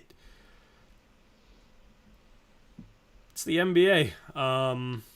It's the NBA, man. Like, this happens with more than just the Blazers, and focusing on 1 game out of 10 is, I don't really understand why 1 game would mean so much more than the other, 30 we've played or anything. Life of Kai says, I live in the moment, my G, my bad. I mean, at least you can admit it, because that's basically what I'm talking about. Too many people just living in the moment too much. It's a roller coaster, man. It's a well, it's what it is. Aliyev says, you guys expect too much out of your viewers. So it's not that we expect too much. It's like we want you guys, we're challenging you guys to be better than just to come in here and say stuff like Ant's trash, he needs to go, that kind of stuff. Like, explain your reasoning and become better at discussions in terms of basketball instead of just the sky is falling after a loss and everything's great after a win. Yeah. Part of the reason I do this is I want to help people enjoy the game by being able to understand what's happening on the floor, right? Like, I want to help people have a better understanding of the game of basketball and of what's going on with this team on a game in, game out basis. Because I find my enjoyment off of knowing the game of basketball. I find a lot of enjoyment in just watching basketball because I know what's going on. So I'm trying to bring that to you guys. Part of that is challenging you guys to not be such prisoner of the moments where, like, every statement's over emotional, and just, like, to take a step back and just logically look at the picture, because there's a lot of storylines with this team this year. There's a lot of storylines in the league this year. All the storylines matter because there's no clear-cut favorite, and I find joy in those storylines, right? And every good storyline has a period of struggle and a period of success, right? Like, if the KD Steph Warriors, I don't think was a good storyline at all. It was just like, this team is too overpowered. Cool. Awesome. Yay. The rest of the league is just pointless, right? Like, that was kind of the thing with the Warriors. Storylines matter now, but I feel like people can't even appreciate the journey of this because they get so caught up on, it doesn't matter if we've won 4 games in a row because we got blown out by the Mavericks, so that shows us that we just can't do anything and we're going to automatically lose in the first round. Mm-hmm.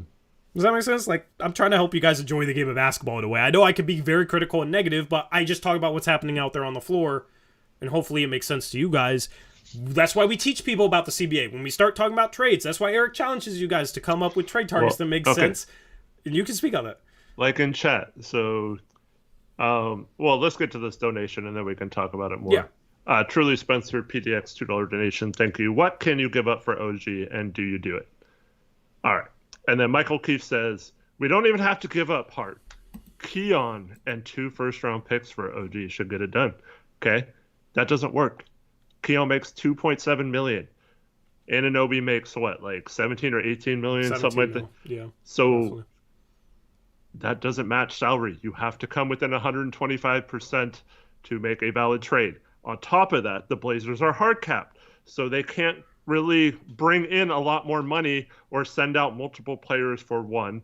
So this is going to be a case where we either have to match his salary completely by only sending out like 2 players and be willing to go in the tax or not. But here's the deal. Okay, let me just state this for the record. The Blazers are not getting OG Anunoby. It's just not happening. Toronto is ridiculous with their asking prices for players. Ujiri is, if that happened, he would, just imagine one of the best GMs in the league, Masai Ujiri, with Joe Cronin, one of the most inexperienced GMs in the league, right?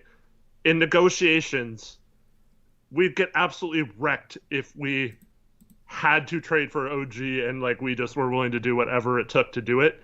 And we would give up or have to give up what the rumored asking price is for OG, and that is the Donovan Mitchell / Rudy Gobert type trade packaging. Like that is, even if they come down to like 3 first-round picks, the Blazers can't match that in a trade. And unless they think Sharpe is worth 2 first-round picks and you're willing to put Sharpe into those trade negotiations, it's just not going to happen. So, like OG had insane value over the summer when we tried to get him, and his value has done nothing but increase because he's been relatively healthy this season, and he's putting up tremendous numbers and has been awesome on defense. So just because Toronto's going to blow it up doesn't mean they're just going to hand us OG Anunoby for a package like that. We'd have to give up at least 3 firsts and Hart to match salary, plus probably Sharpe, something like that. And that's what it would take to get that trade done. And there's no way the Blazers are going to pay that price to get them. And it would be silly for them to do so, in my opinion. Yep. OG would be the perfect starting 3 for this team. I understand. Absolutely. Because I want him to. I've wanted him for a while, and I've wanted Siakam for a while. Now, I still love Siakam on this team. Siakam's better than Jeremy Grant. But, we have Jeremy Grant, so we don't need to fill the 4 spot anymore. But, yeah, OG is good. Because any team wants OG. A young rebuilding team would want OG because he's only 25 years old. He could fit a future timeline. Any winning team's going to want OG because he's one of the best perimeter defenders in the league and averages 19 points per game, can shoot, can attack off the dribble. And did I mention he's still only 25 years old? The dude is a perfect role player. That's the type of guy that can take a team from, maybe we can contend to true contender status. So basically it comes down to the only way we can get OG is if you throw in Sharpe. There's no way you're keeping Sharpe in a trade like that, and then you're going to have to give up more. So that's the conversation. Are you guys willing to do that or not? If you're willing to do it, oh yeah, maybe. But I agree with you. I don't trust Cronin to not give up literally every asset on top of Sharpe if he really wants OG. Ujiri will. Remember the whole debates about, does Cronin have leverage or not? He doesn't have leverage. What can he do at the trade deadline last year? Which is still crazy because that's still only less than a year ago. It feels like forever ago, but Ujiri will have all the leverage because there will be 20 teams that want him. Mm-hmm. So it's going to be which of the 20 teams offers the best package. If OG gets traded, it'll be a team overpaying drastically for him. And here's the other problem. Okay, so the final offer was what? Hart, the number 7 pick, and a future first, right? Yeah. So if that deal was still on the table, are you doing that, Tori? For OG? Sharpe, Hart, the first. No, because I don't, believe it or not, like as good as OG is, if we're giving up Sharpe, I also don't want to give up Hart, because Hart, I think, is kind of the heart and soul of this team right now. And like his intensity is needed. And what he does is needed. And I would want him off the bench. Like, I don't think we contend if you don't keep Hart if you don't keep Hart in that trade. If you give up Sharpe, it shouldn't be more than that, other than maybe a future first. Toronto will ask for more. A deal won't get done. But I wouldn't do Hart and Sharpe and a first. No way. And like I said, his value's gone up since then, because one of the main reasons why he was even valued at that over the summer was because you could say he's never healthy or whatever. And so far this season, luckily for them, I mean, I know he just missed a few games, but he's been relatively healthy. So here's the other problem. That first is going to have to be unprotected, and it's going to probably have to be sometime in the near future, which means we'll probably also have to unprotect the Chicago pick. Yeah, can I lay that out? Yeah, a little bit. So, like, or I just want to lay out everything that's restricting Portland right now, Eric, is what I want to do, right? One is in terms of salary, and there's 1A and 1B. Right now, the Blazers' salary is, I think, $150 million, like pretty much exactly at $150 million. They are barely below the luxury tax. So 1A is, will Jody be okay with paying the luxury tax for a specific trade? If not, then you can't bring on any additional salary in a trade. You can normally bring back 125% more. That's what matches. But if Jody doesn't want to go into the tax, then if you bring back 125% more and say you trade out, $15 million and bring back $18 million, well, that puts you into luxury tax. So if Jody doesn't want to do that, then that doesn't work, even though under the CBA it technically would. So 1A is, will Jody want to pay the tax? If not, we can't add any salary. And we also can't do a 2-for-1 trade, since we'd have to fill that roster spot with a signing, unless that 2-for-1 trade was us getting back less salary. So that's 1A. Okay, 1B is, we are hard capped at $157 million approximately. So we cannot add more than $7 million to our payroll. Okay, and it's like 6.7 something, but yeah, pretty close. I think it was. Yeah. I read it was like 156.9 million. So yeah, just we can't add more than $7 million, right? Approximately. So you can't, trade out $33 million for $42 million. You can't trade out 4 players for 1 and add $5 million in the trade, because then you have to sign 3 players. Like, if you trade 4 players out for 1, you have to replace those players, because you have to have 14 players on your roster. Right now we have 14 players on our roster. So that's the other problem. You have to match salary in every trade. As I said, you can only bring back 125% more, so you can't just do Keon's $2.6 million for OG and Anunoby's $17 million, because that, A, takes us over the hard cap, B, it doesn't work. It's more than 125%. And then the other thing is, as you said, in regards to future first, right now we owe a 2023 first-round pick to the Chicago Bulls that is lottery protected through the next 5 years or so. What that means is if the pick ends up in the lottery, we keep it, and instead we trade the first-round pick from the year after. That's already taken place. We owed our first-round pick last year to Chicago, but that was lottery protected. Since we ended up with the 7th overall pick because we missed the playoffs, we kept the pick, of course, drafted Shaedon Sharpe, and that's why we are 2023 first. So if we're in the lottery again, it becomes 2024 first. If we're in the lottery again, 2025. And the problem with that is, since the 2023 first that we owe Chicago right now is lottery protected through 2028, that means in the end, we might owe Chicago a 2026 first-round pick. We might owe them a 2028 first-round pick. Therefore, we can't just trade a 2026 first-round pick or a 2028 first-round pick to another team, because we might have to trade that pick to Chicago, and obviously you can't trade one pick to 2 separate teams.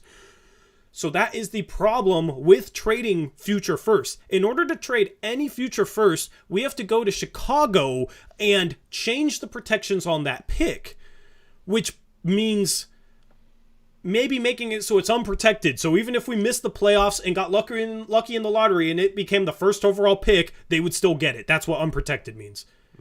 And we'd lose out on Wembanyama in the most drastic case scenario. So that's the thing is, is we have to go to Chicago and change protections on that pick to trade any future first in any sort of trade. And we have to incentivize Chicago to want to change protections on that pick where it's not protected through multiple years. So that's all the complications in regards to making a trade at the trade deadline, which restricts us. And for all of you talking about how mid the Blazers are, would you really want them to lower the protections on a first-round pick and possibly miss out on another top 10 pick or even a late lottery pick with how much talent is in this next draft? Or possibly, like Tori said, getting lucky and getting Wembanyama or something like that. Imagine if we did that and gave up Sharpe and he becomes a star and gave up Josh Hart and then OG comes and gets hurt because, you know, he's injury prone and all that stuff. Like that's not that unrealistic from happening, all those things. If we'd made that move and we still didn't make the playoffs, right? So, yeah, it's just funny. Like it has to be a no-brainer, basically, to have any chance of considering that. It has to be a no-brainer. Like we are for sure going to contend for the next 3-4 years, which OG Anunoby is close to that because he's really freaking good. But and you can maybe do something with Chicago to incentivize them to just change the protections a little bit, like so you make it top 10 for 3 years or something, and then becomes like 3 seconds instead of 1. You know, like reward them for changing it, but you would have to give them something probably to do something like that if it's not fully unprotected. Yeah. So, you know, if you're Chicago and you're the only way they get our pick right now is if it's between 15 and 30. They can't get it if it's 1 to 14. Maybe it's incentive enough for them to say, oh, well, if it's 8 to 30 in the next 2 years, well, we like that better, and then if we don't get it, then we'll take a second, you know? So that's the thing, is you have to negotiate with Chicago to trade any future first to any other teams. And Chicago could go on a whim and, like, trade that first somewhere else, and then all of a sudden you have to negotiate with that team. Yeah. And here's the other thing. This draft is considered to be one of the most talent-loaded drafts in a long time. Like, whether that pans out or not, but, you know, we've heard for several drafts now that, there's not, outside of the top couple guys, there's not a lot of talent in this draft. Like, no one's saying that about this draft, right? Which is, you know, it's good when no one's saying that because everyone thinks that's the cool thing to say is that, oh, this draft's going to suck. So there's 2 scenarios that play out, right? The Blazers don't make the playoffs. They keep their pick, and it's in the lottery. And that pick has probably more value than the 7th pick did last year because of, you know, how loaded that draft is. So you can probably move it, or, you know, you keep it and get another good young player. Or you make the playoffs, that pick conveys, and then this summer, let's say Kevin Durant asks out again, right? We actually have salary we can match. We wouldn't be hard capped as long as we don't do that I don't think we're even going to be able to be in a position where we can get hard capped because we will be so far over it that we won't be able to sign someone to more than the tax Emily anyway. So there could be a situation where if we had, now that we conveyed our pick to Chicago, we can then trade 3 or 4 future first in addition to whatever players we're offering. We can be in the market for any star that comes available this offseason. Because we'll have our future first by then if we make the playoffs. And we got Sharpe and Ant. You have all your future first available. You have Sharpe and Ant to, like, between the 2 of them, there's going to be teams that think one of them is going to be a star and has a lot of value for them. I mean, so, you could make the argument he's already kind of there. Right. So what I'm saying is, if you made that all-in move for OG Anunoby, you're basically saying that that's your final move, and you can't really trade any future picks because you wasted that opportunity, and you gave up Sharpe's potential. And now you're sitting here with a final roster. Maybe you re-sign OG after next year anyway, and you have it. Is it good enough? Maybe that's good enough. But I'd much rather just take my lumps this season, hope it turns around. I feel like there are avenues to improve the team. making small moves that don't require us unprotecting that pick or ruining our chances to make a much bigger trade in the future. Like last summer we talked about, had we didn't even have a chance even if Kevin Durant demanded to come here and this was the only team he would show up to play for a physical. Like we couldn't have physically traded for him for several months last summer, and I don't want that to happen if a star becomes available this summer and wants out, because I feel like we're going to be set up really well to make an all-in move if that's the path they choose. And doing a trade like for OG this year, I think ruins that. Yep. Michael Keefe, I see you're not serious. I thought you were being serious. Because we literally just talked about salary. Keon makes $2.6 million. Nas makes $4 million. Turner makes $18 million. And we can't trade our first-round picks. We've already. And we can't trade our first-round picks unless you're saying to unprotect our first-round pick or lower the, I don't know, figure out protections on that Chicago pick. You're going to do that all to bring Miles Turner off the bench? Yeah, like, that's the problem with anybody. That's the problem with anybody making that much money. We can't trade Keon and Nas for Turner. CBA says no. You'd have to trade Hart to get Miles Turner.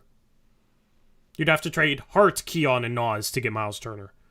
And that just makes no sense. Like, you know what I mean? Miles Turner makes no sense as a trade target for this team in any sort of way. People to bring him up all the time, but you can't... like, some people want him over Nurkic. Okay, well, you're not going to be able to trade Nurkic straight up for Miles Turner. You're going to have to trade a first, which means I'm protecting the first year of Chicago. That makes no sense.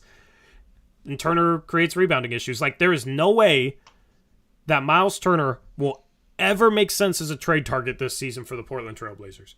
There is no feasible scenario where he makes sense as a trade target outside of Yusuf Nurkic getting hurt, but even then, he still, because he makes too much. That's why all my targets have been under the radar guys making like $2 million, $3 million, $4 million. There's a reason I've been talking so much about Kenrich Williams. He's making $2 million right now. I know he just signed, or did he sign it? What was his extension, Eric? Let me look at his extension. It's like 3 years, 24, 32 4 million. years, $27 million. Okay, so yeah, he was making $2 million. He's making $2 million this year, but now is he on a poison pill or no? No, he wasn't. Because he's not a rookie. Yeah, okay. So he's still only $2 million. So we could trade Keon straight up for Kenrich Williams if we wanted to, and we'd stay under the tax. We could trade Greg Brown for him. We'd end up in the tax, but that trade works because we have a $3 million trade exception that could absorb Kenrich Williams' salary. Kenrich Williams we could easily get. Jalen McDaniels makes $1.9 million. Nas Reed makes $2.1 million, I think, or like right around $2 million. There's a reason I've been tossing those names out there is because they make like $2 million. When you say easy to get, you just mean their contracts, not easy to match, easy to make it work under the CBA. I just wanted to make sure people didn't misinterpret that. Yeah. No, you all, of course, have to trade out enough for the other team to trade them to you. That's another conversation. But first off, when you look at a trade, it's like, okay, is there a package we could put together that's not awful that makes sense under the CBA? If the answer is no, then just stop worrying about it. If the answer is yes, then you go to the other team. Okay, what would they think about this package? Michael, now you have gone the other way where they can't match. Gafford doesn't make $6 million. Gafford would be nice, but go to fanspo.com and put all your ideas through a trade machine before you. Yeah. That'll really help you out. FANSPO. Let me get the link for the trade machine itself. You can go to spotrac.com, SPOTRAC, and you can search any player and see their contract and a bunch of information on it. Fanspo.com. See, this is where we empower you as fans to,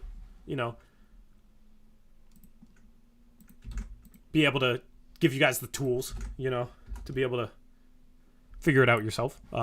Because we get a ton of questions and we can't answer every question, and a lot of the answers are stuff that we've talked about on streams multiple times. I want to help you guys be able to easily and quickly find your own answers.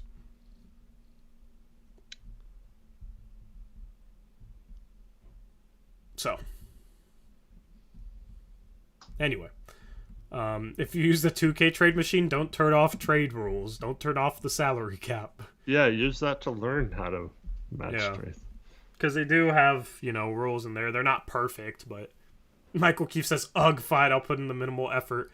Well, yeah, see, that's the thing. Is like people, instead of taking like 30 seconds to just look it up, will come to us, which is cool. I love that you come to us and ask these questions. Like, I love the interaction, and we will talk about it. It's just, it's instead of talking about targets that make sense, we get caught up on talking about how no, all the players that everybody wants aren't feasible or don't make sense. We're like stuck at the starting line with like, yeah, these are all no-goes because of this reason. Michael, you're funny, man. You're funny. Yeah, so that's why, like, unheralded guys barely making anything make a lot of sense. Jalen McDaniels, I mean, shoot, if there's somebody worth going into luxury tax for, if you guys want to get, bold with it, if you put yourself in Cronin's shoes and think you could convince Jody Allen to go into luxury tax for a player, then that player can make up to $6.5 million, and you don't have to trade anything for them. We have a plus 100,000. So okay, yeah. We have we have a trade exception from the Clippers trade from Robert Covington. A $6.5 million trade exception, you can add 100,000, so $6.6 million. Basically, that trade exception means that any contract $6.6 million or less can be absorbed into that trade exception and doesn't count as salary we have to match. Okay? So anybody making $6.6 million or less, we could trade for without having to trade anything else out, but of course that would put us in the tax. We'd stay under the hard cap since we have $7 million of room below the hard cap right now. But we only have like 300,000, 400,000 under the luxury tax or something like that. So anybody making, $6 million, $5 million, $6 million that you think Jody would be willing to go into the tax for, you can make a case for us trading for them and not having to send anything out. Now, of course, you have to incentivize the other team to trade them to you, so then you start talking about draft picks or maybe a Keon Johnson or whatever, but yeah.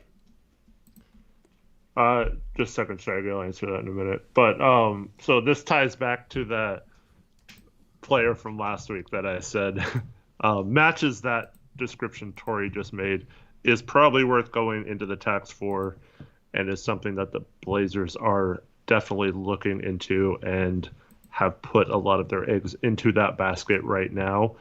I think he would solve at least one of our problems and be a really good fit on this roster.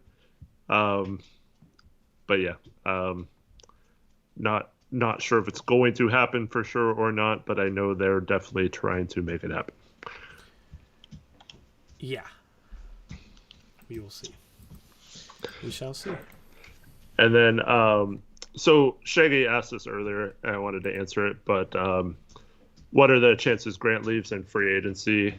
And if we keep playing like this, if he does, are we kind of screwed?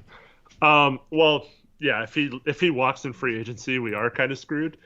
We're very screwed. we are. Then it's like, okay, we got to trade Sharpe in every pick for some star. Like, yeah, we can't lose him in free agency. Yeah. But here's the deal.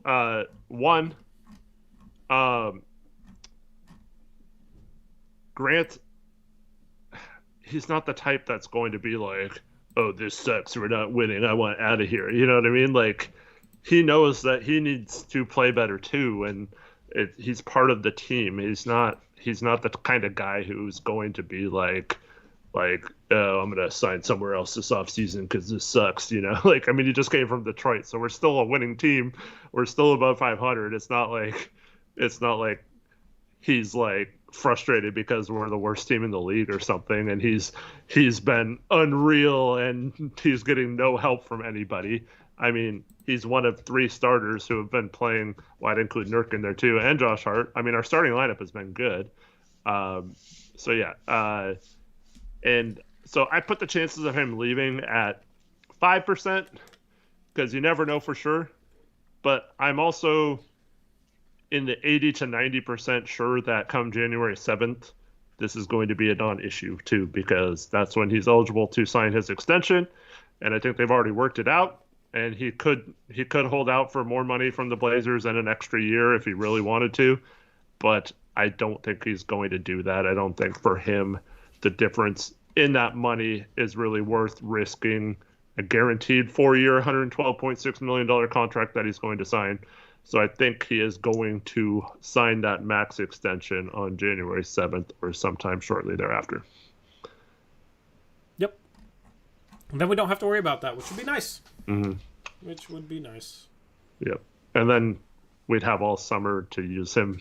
Like if we really wanted to trade, like you said, if Siakam becomes available or something, then we could possibly use him in a trade. But whereas if he's a free agent, then it becomes more of a sign and trade possibility, which is still a slight possibility, but becomes much more trickier and involves a lot of other players or players being willing to go along with the plan.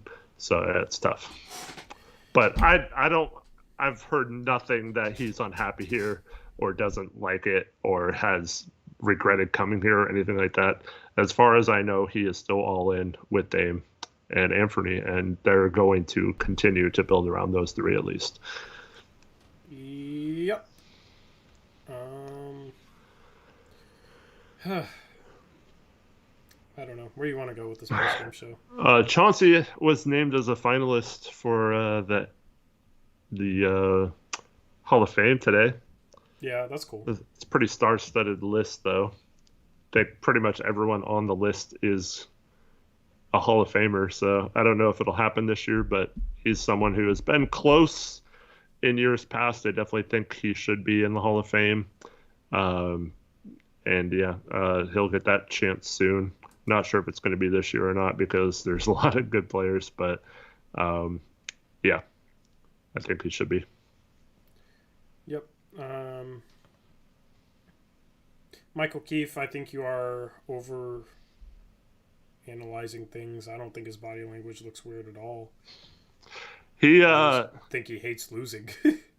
He also hates the refs, so yeah. I'll say it for him since he can't say it. Josh always has funny looks on his face, but it's always with calls that don't go for him or go against him. Yeah. Yeah.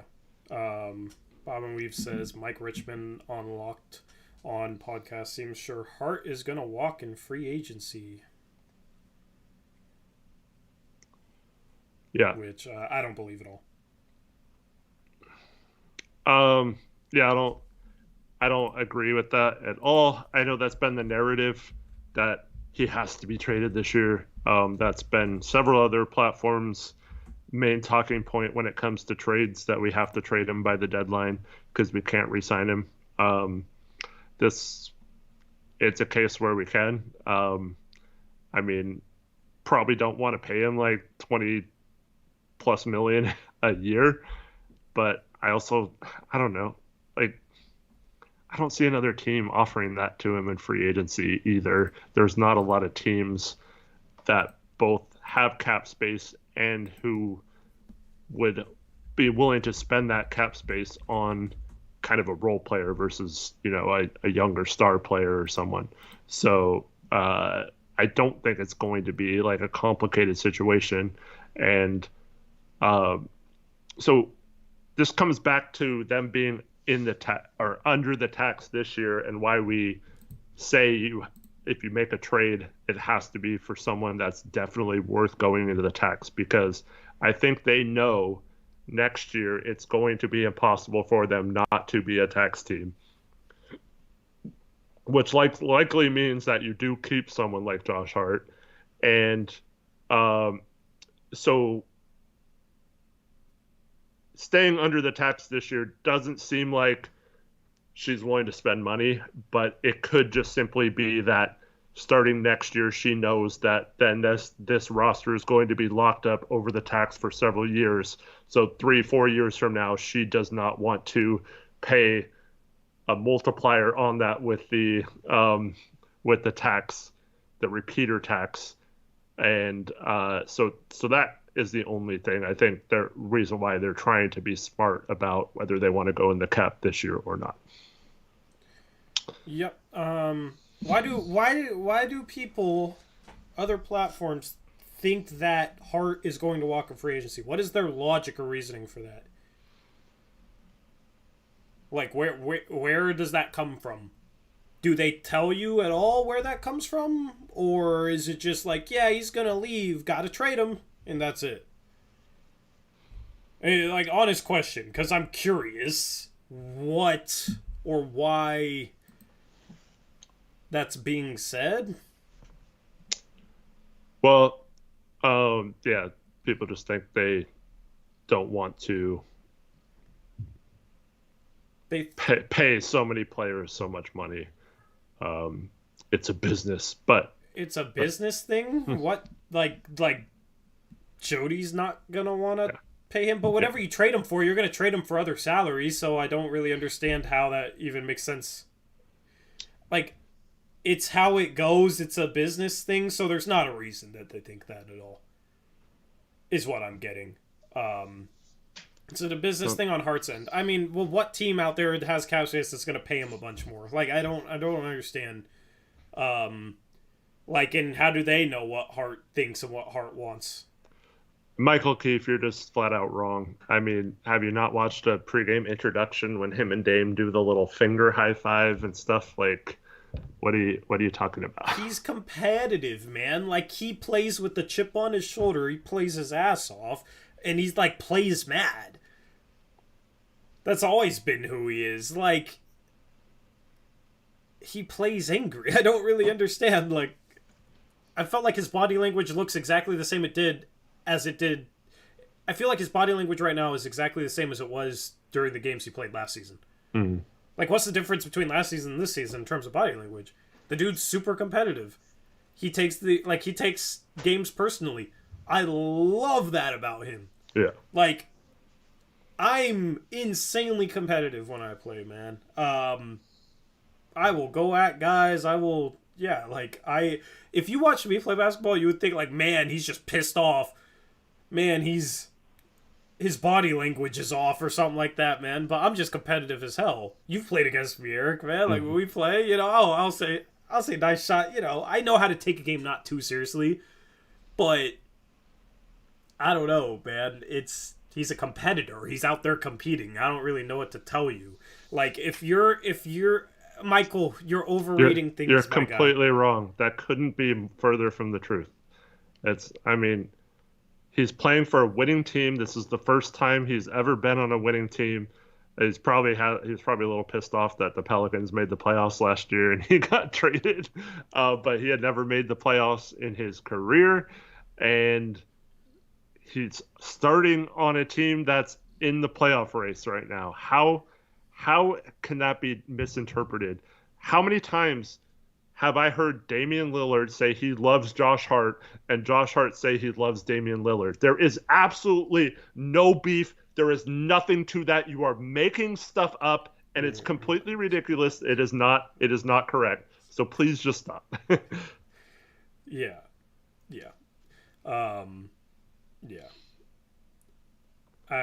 But back to the Hart thing. People think it goes back to Jody being cheap or not, and so it's valid to think that she's not willing to pay what it's going to take to keep him, and I think that's where a lot of people come from, and that's fine. It's totally valid to think that, but it's just been this narrative that he's for sure gone, and I don't think that's true at all. Yeah. Anyway,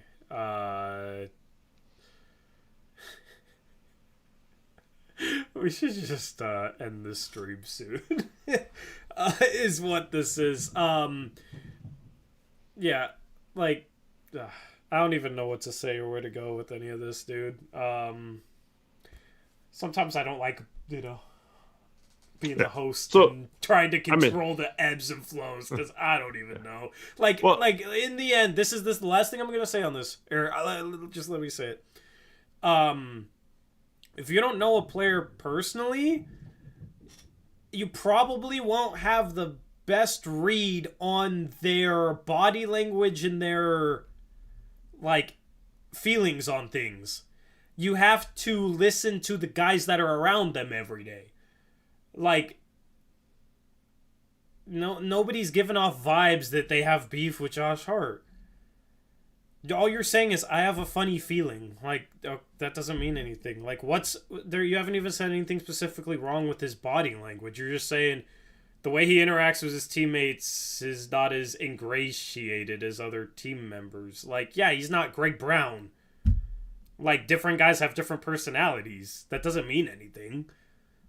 Like, Greg Brown's super, personable and, like, the type of guy to have a million high fives with every other teammate. You know what I mean? Some guys aren't that way. That's not a bad thing. Josh Hart's a competitor. He's a guy who's going to go out there and battle and play his ass off. Like, it's just, don't overread stuff. Because people have done this in the past with players, and then they resign and say they're happy, and it just doesn't even make much sense. Like, I don't know. I'm not mad, Michael. I'm not mad. Yeah. Michael, I have a feeling Michael might not be on Twitter because Josh is like super interactive with his teammates on there, and he's always has playful banter and stuff like that. I don't see any kind of frustration at all with him on like social media or anything. Like, I don't know. That's not something if it becomes really bad, you'll know. Like, it'll be like, none of us will be able to miss it if it becomes really bad. Mm-hmm. Like, if it's something where it's like, I don't know, I have a funny feeling, it seems like it might be weird, then you're probably overreading it. If you ever find yourself phrasing something like that, where you're talking about a guy's body language and you just say, it feels kind of weird, like something might be off, then it's probably not something to read into. Is where I'm at with that. Like, I don't understand why people think we gotta trade Josh Hart. Didn't platforms say that about Yusuf Nurkic? Because, like, Yusuf Nurkic wasn't gonna come back or something. Well, I think that was people wanting that to happen. Yeah, which is different. But that's the thing is other... I don't know, man. If you say Josh Hart, you have to trade him, he's definitely going to leave because it's a business thing and it's just what's gonna happen. Like, I don't like that because you're not giving a single reason for why you're saying what you're saying. Like, it's a business doesn't mean anything. Of course it's a business. The NBA isn't a charity. Like, what are we saying here? So that's my problem is, yeah, could he walk? Sure. Could he stay? Absolutely. I don't understand why people are talking with talking as if it's definitive that he is going to leave. Well, here's the thing, too. I mean, if you're not planning on re-signing him, like if you don't want to, then sure, let that be the case. But like, what has Cronin said nothing but like, oh, I wish we had a Josh Hart at every position and stuff like that. Like, you don't just like get rid of players like that once you finally get them. Like, that makes no sense. So, yeah. Man, Michael, we never said Grant would never come here. We said Grant didn't want to come here, which was true. He did, yeah. Yeah, he didn't want to leave Detroit, and then he changed his mind. Okay. Are we talking about, like, are you confusing Josh Hart with someone else? Because Josh Hart is by far the most passionate and, leave his heart on the floor, to use a bad pun, player on this team. He's by far the one who goes after the most loose balls, who attacks the rebounds the most, who hustles the most on the court. It's not even close in terms of he is by far that person on this team. Maybe it'll be close, hopefully, when Gary Payton comes back, because he plays like that too. But like, how do you watch him on the court give his all and lay his body on the line? He strips SGA, dives for the ball, and just rips it from him. He was not to be denied on that play, right? Yet, he's definitely like acting like he doesn't want to be here on the floor. Like that makes zero sense, man. It's just Yeah. that couldn't be further from the truth. Like if what you were saying was true, he wouldn't be playing as hard as he's playing. Mm-hmm. Like that's how you know. That's how you know that that's not true, Michael. Is the dude obviously cares about the team because he's going out there and throwing his body on the line game in and game out just to try and get a win. He's not shooting as much as he normally does, and he's not getting his points, and he's still going out there and he's willing to sacrifice his body just to get this team a win. So, like, yeah, it's nothing to worry about. Like, yeah, it might be different than when he was on the Pels or the Lakers, but those are like, I don't know, like, on a team that's serious about winning games. In the past, he wasn't on teams that were serious about winning games. It's a different level of intensity when you're going in and night out, being competitive, playing in competitive games. Your goal is to go on a playoff run. So, yeah, no, that's how you know. If you ever worry about a guy being checked out or, you know, having weird body language or whatever, that sort of thing, just look at how hard they're playing. If they're making the extra effort for loose balls, hustling on defense, throwing their body on the line, don't worry about it. If they're not, then okay, maybe there's a chance that you're right. But no, I've never seen a player play as hard as Josh Hart does, and he's like checked out and doesn't care and that sort of thing. So, and players that are checked out are more likely to just say screw it and get their shots and hunt their buckets because that's like the fun thing to do, or that's the you know what I mean, like that's what would help them get paid a heavier contract this offseason. Like if this dude was really cared about, oh, I want to get paid as much as possible and I don't care about the team, he would be shooting twice as many shots as he's shooting right now. Mm-hmm.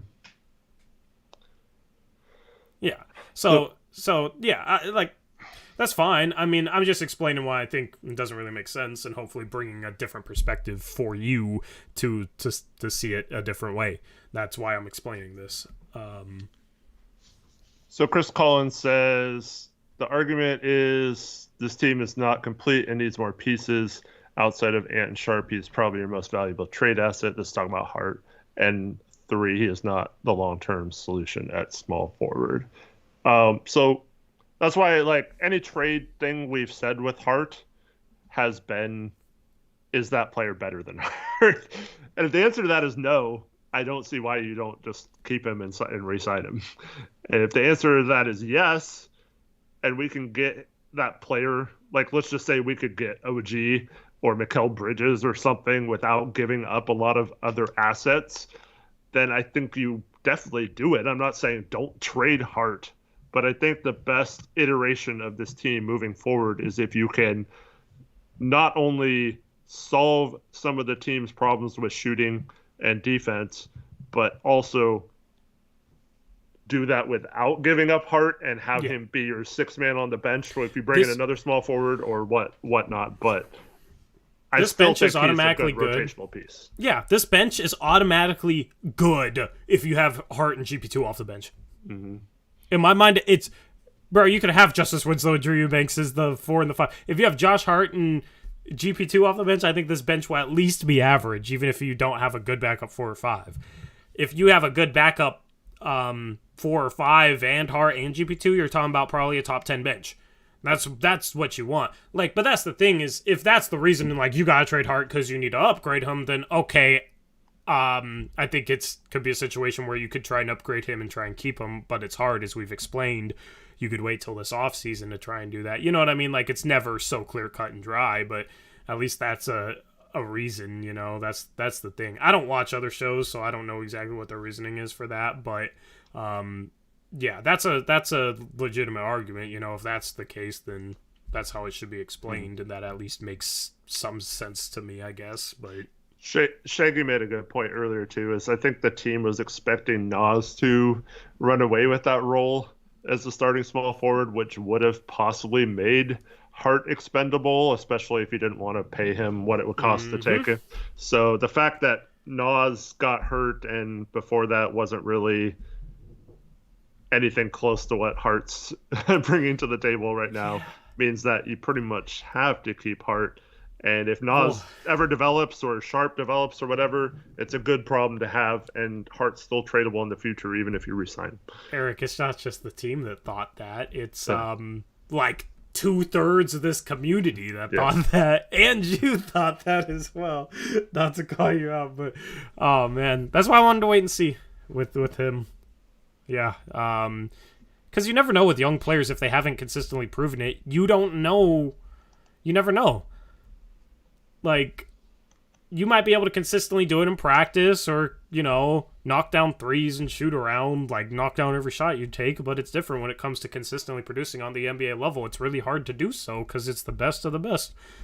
So, I mean, but that's where I think the team was like hoping he could become that guy, and now that he hasn't, then, okay, well, you got to adjust your plan accordingly, which is fine, like, he has potential, but I just don't know if he's skilled enough offensively to be the guy that people think he can be. Like, I don't think he's like a good enough ball handler / off the dribble shooter / even a consistent enough 3-point shooter to be that guy. And this year it seemed like those skills weren't any more refined than they were last year. Mm-hmm. And some guys just don't have that capability of like reaching that upper echelon in terms of ball handlers, or else, everybody would be a star then. Like, that's what separates the stars from the role players.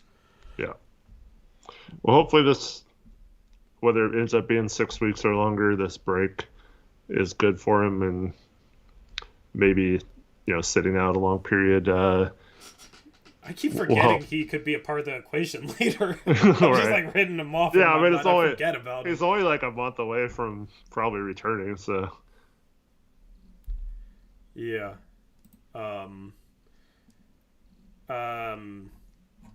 Anyway, Michael, we're done with that conversation, but yeah, you're just, I think it's outrageous, a bit outrageous, but anyway, I don't want to keep having that conversation, so we can move on now. But Laser says, I heard someone say Dame hurt his wrist. Anybody know anything about it? Well, he hurt his wrist in the last game. Was it his shooting wrist? Yes, I believe so. Oh, well, that probably explains why he couldn't do anything today. That's not good though, because I mean, I don't think it was serious. He hadn't looked out. It was probable for this one, and yeah. I mean, I don't know if he re-injured it tonight, but yeah, he was definitely on the injury report with a wrist injury going into tonight. So, yay. Yeah. Well, you want to rapid fire talk about players from this game over 5 minutes? See if we can cover like everyone we want to talk about. Do it efficiently. Yeah. Let me just answer. So Devin said earlier, join late but not see.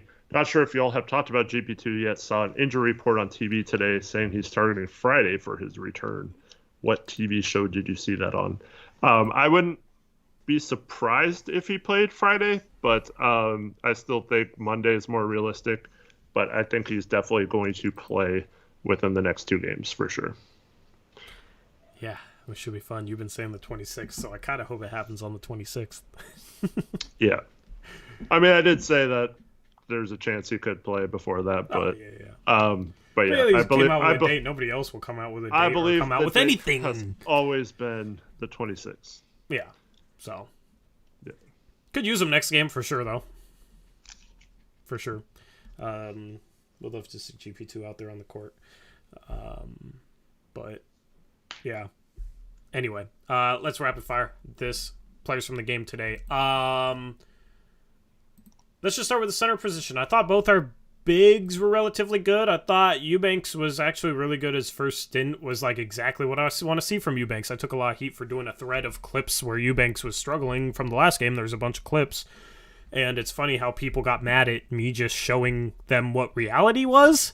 But, it wasn't fair because it was focusing on him making mistakes and therefore it was cherry-picked or something. I don't know. I never understood that. But Eubanks I thought was better today in the minutes he played. 3 assists. Had a couple nice passes there, like Nurkic impression. I thought Nurkic was good. Nurkic was 5 for 7, 1 for 2 from 3. Had 12 points, 6 boards, 4 assists in 23 minutes. Only 1 turnover and only 1 foul. Like, I thought Nurkic was very solid today, but as you said, on a minutes restriction, Eubanks in his 20 minutes, 6 points, 7 rebounds, 3 assists, 3 steals, and a block. Filled up the stat sheet 3 for 5 from the field. Yeah, I thought our bigs were okay tonight. I don't think that's what cost us the game. Yeah. Meanwhile, Grant 7 for 14, 2 for 4 from 3. I had a tweet that said, like, Jeremy Grant's been playing kind of mid lately. And the last 10 games or so, Eric, he's shooting about 34% from 3. His shooting's kind of fallen off. Nice to see him go 2 for 4 from 3 today, but he's not getting to the free throw line at the same clip. He's not hitting threes at the same clip as of late. I want to see him get back to attacking more downhill from the perimeter. We're kind of posting him up more. I don't think he's going to get to the free throw line more that way. You can pick on mismatches, but I like him attacking from the perimeter, going downhill, finishing at the rim, or getting to the free throw line, and then I want him to shoot better than he has been as of late. Shot fine today, but just kind of thought that I had. I think a difference in these close games is you don't have Jeremy Grant playing at an all-star level as of late. He's playing close to it, but before this most recent stretch, he was playing at an all-star level. So I want to hopefully see him get back to that. Yep.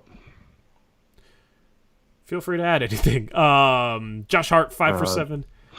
What? Michael's got me completely flustered, man. Oh, I know he does. Good job, Michael. Josh Hart was good today. 13 points, 5 rebounds, 2 assists. Did have 5 turnovers, though, which wasn't good. But was 5 for 7 for the field, 1 for 3 from 3, 4 for 4 inside the arc. Made both his free throw attempts. Had a couple nice cuts. Got going early, which I think helped with our run. Would like to see him consistently score throughout a game, consistently keep making those cuts, that sort of thing. But good game from him. Mm-hmm. You got Watford off the bench, 8 points, 7 rebounds, 4 for 5 from the field. Had a couple nice finishes, one of which I don't know how it went in. The right-hand scoop high off the backboard was crazy he had in the first half. He was okay. I think Sharpe found his swagger again. Eric, doesn't his energy just seem back to what it was early in the season and just all of a sudden seems better again? Sharpe looked good. I felt like until Anthony got another foul, he wasn't going to play in the second half again, which is kind of weird. Pisses me off, if that's the case. But yeah. Dude, he's played great the first half of the last 2 games. Yeah. And then we had that lineup in with him and Keon, and I kind of didn't want them to put the starters back in at the end. Maybe could have played that lineup a little more. But, yeah. Doesn't his energy just feel better all of a sudden? Mm-hmm. Like, yeah, I don't know. I don't know what was the difference, but I think you could see a visible difference with him. I think his defense he's giving better effort on defense too. Mm-hmm. Seems like. So love what I'm seeing at Sharpe. Justice Winslow, 16 minutes, 1 for 5 from the field, 1 for 3 from 3, had 3 points, 2 assists, 2 boards, a block, and rolled his ankle. Has an ankle sprain. We'll see how many games he misses with that, but it seemed like it might be somewhat severe. So GP2 might come back and take his minutes when he does. We'll see how long Justice Winslow's out for. But, yeah, Winslow has been better defensively lately. Of course, last game he had that final defensive possession where he was terrible on. But the past couple games, I think other than that, he's been okay defensively. I think he's struggled a ton over the last 2 weeks of November and then into early December. But, yeah, man, I mean, 1 for 3 from 3, 1 for 5 from the field, had that layup attempt that he shot that I don't know what the hell it was. Either you saw the play and remember it and know exactly what I'm talking about, or you don't know what I'm talking about, but Eric, that layup attempt was something else. Yeah, not good. Yeah, so I don't know, man. Like, Justice has been frustrating for me. Keon came in, hit a 3, provides some nice minutes, 8 minutes after Justice got hurt. Justice hit a 3, but mostly camped behind the line. Had several plays where they double-teamed Nurk or Grant in the post, or Dame up top, and if he cut, it would have been wide open, and he just stood there and didn't space the floor. So that's always tough. Do you think the organization is souring on him? No, I don't. I don't know. I mean, I think they know they need to have a better bench. I think that's pretty obvious. If they don't, there's something wrong. Um, I don't know if it's like the case where they think they need to trade him. I mean, he might be needed in a trade just for salary purposes. But I still think if they can improve their bench and still have him on the roster as a backup option, because he seems like a really good guy and fits in well and stuff. So I don't think it's like an issue where he's becoming a problem in the locker room or anything like that. So yeah, but I do think they are starting to see that they need to improve the bench, and yeah. He should be the 13th man. Is what he should be. 13th man, not the 7th man or whatever he's been. It looked like his ankle was pretty bad. Yeah, which sucks. Feel bad for him. Always hate to see that. Yeah. So we'll see how long he's out. We'll see how the Blazers respond without him. We'll see how they sort out the rotation. Yeah, like ideally he would be the guy who, like, this is something that I did like about Stotts is, like, when someone got hurt, he would be, like, he would have guys that he would put in that role that weren't necessarily just moving the sixth man to starter, like, he would try to keep the rotations the same, but move someone out of the rotation into that spot and kind of make it work if he could. So, like, when there's an injury, like, let's say Josh Hart or Jeremy Grant misses the game, like, Winslow could fill in the starting lineup and play, 15 minutes or something, give the team a boost maybe by not having to play, like, a ton of minutes. But, like, he's smart, knows his role, that kind of thing, instead of, like, relying on him to play 20, 30 minutes a night. We're way too over-reliant on him, but that's because our bench sucks. I mean, Sharpe should not be our best offensive weapon off our bench.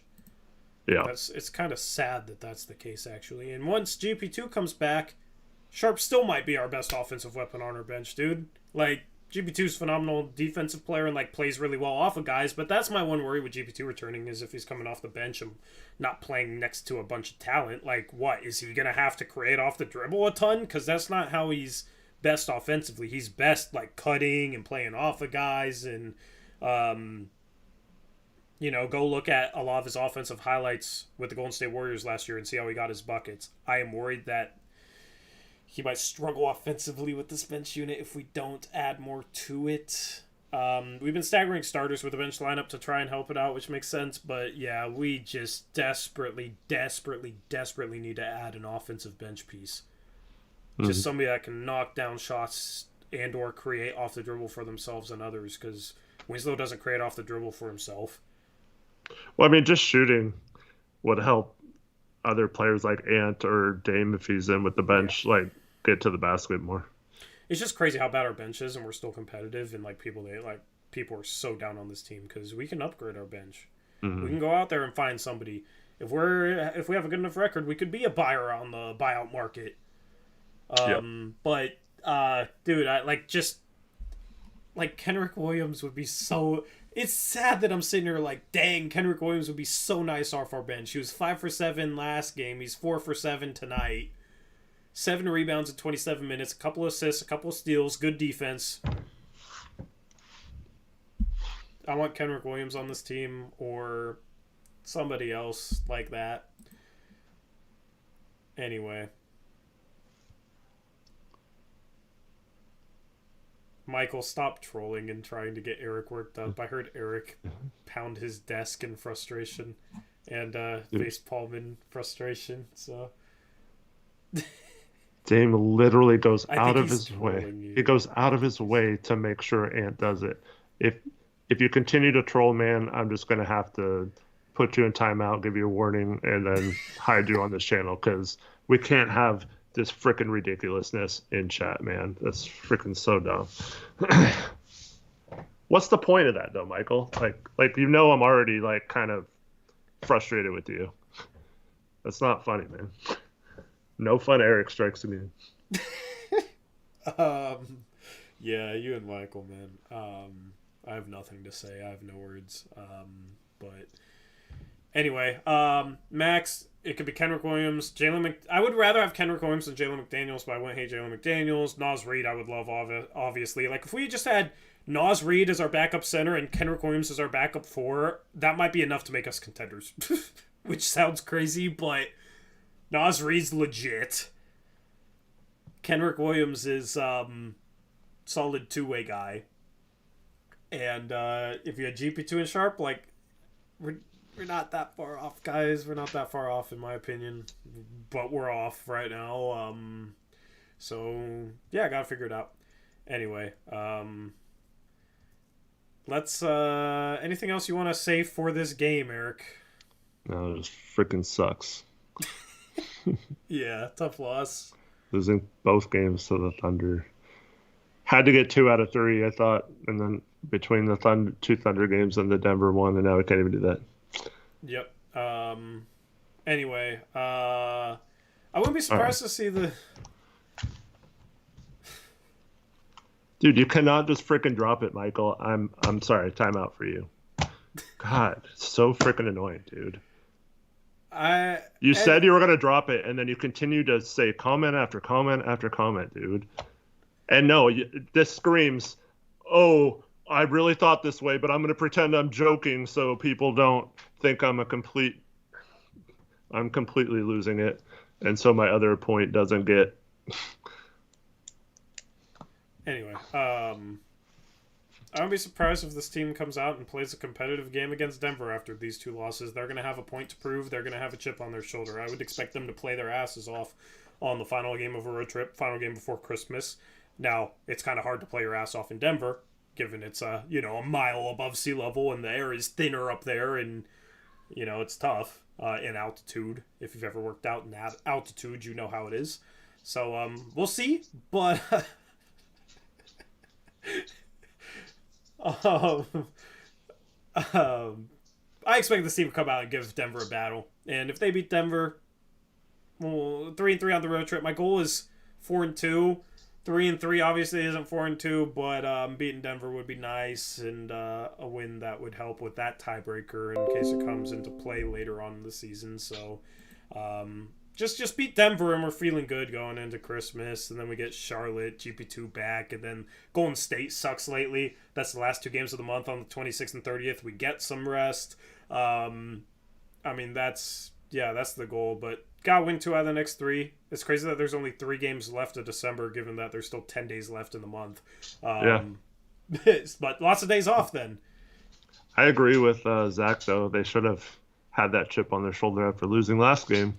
I think they did, though. I mean, they defended. They played hard. It's just Dame, I don't know what the hell he was doing. Ant didn't have a good game by his standards. Yeah, just kind of a weird game. And also couldn't get a call. So, I don't know. I think their energy was fine in this one. But go 2-3, you end up, 19-16 after December? I think that's fine. I'd be okay with that.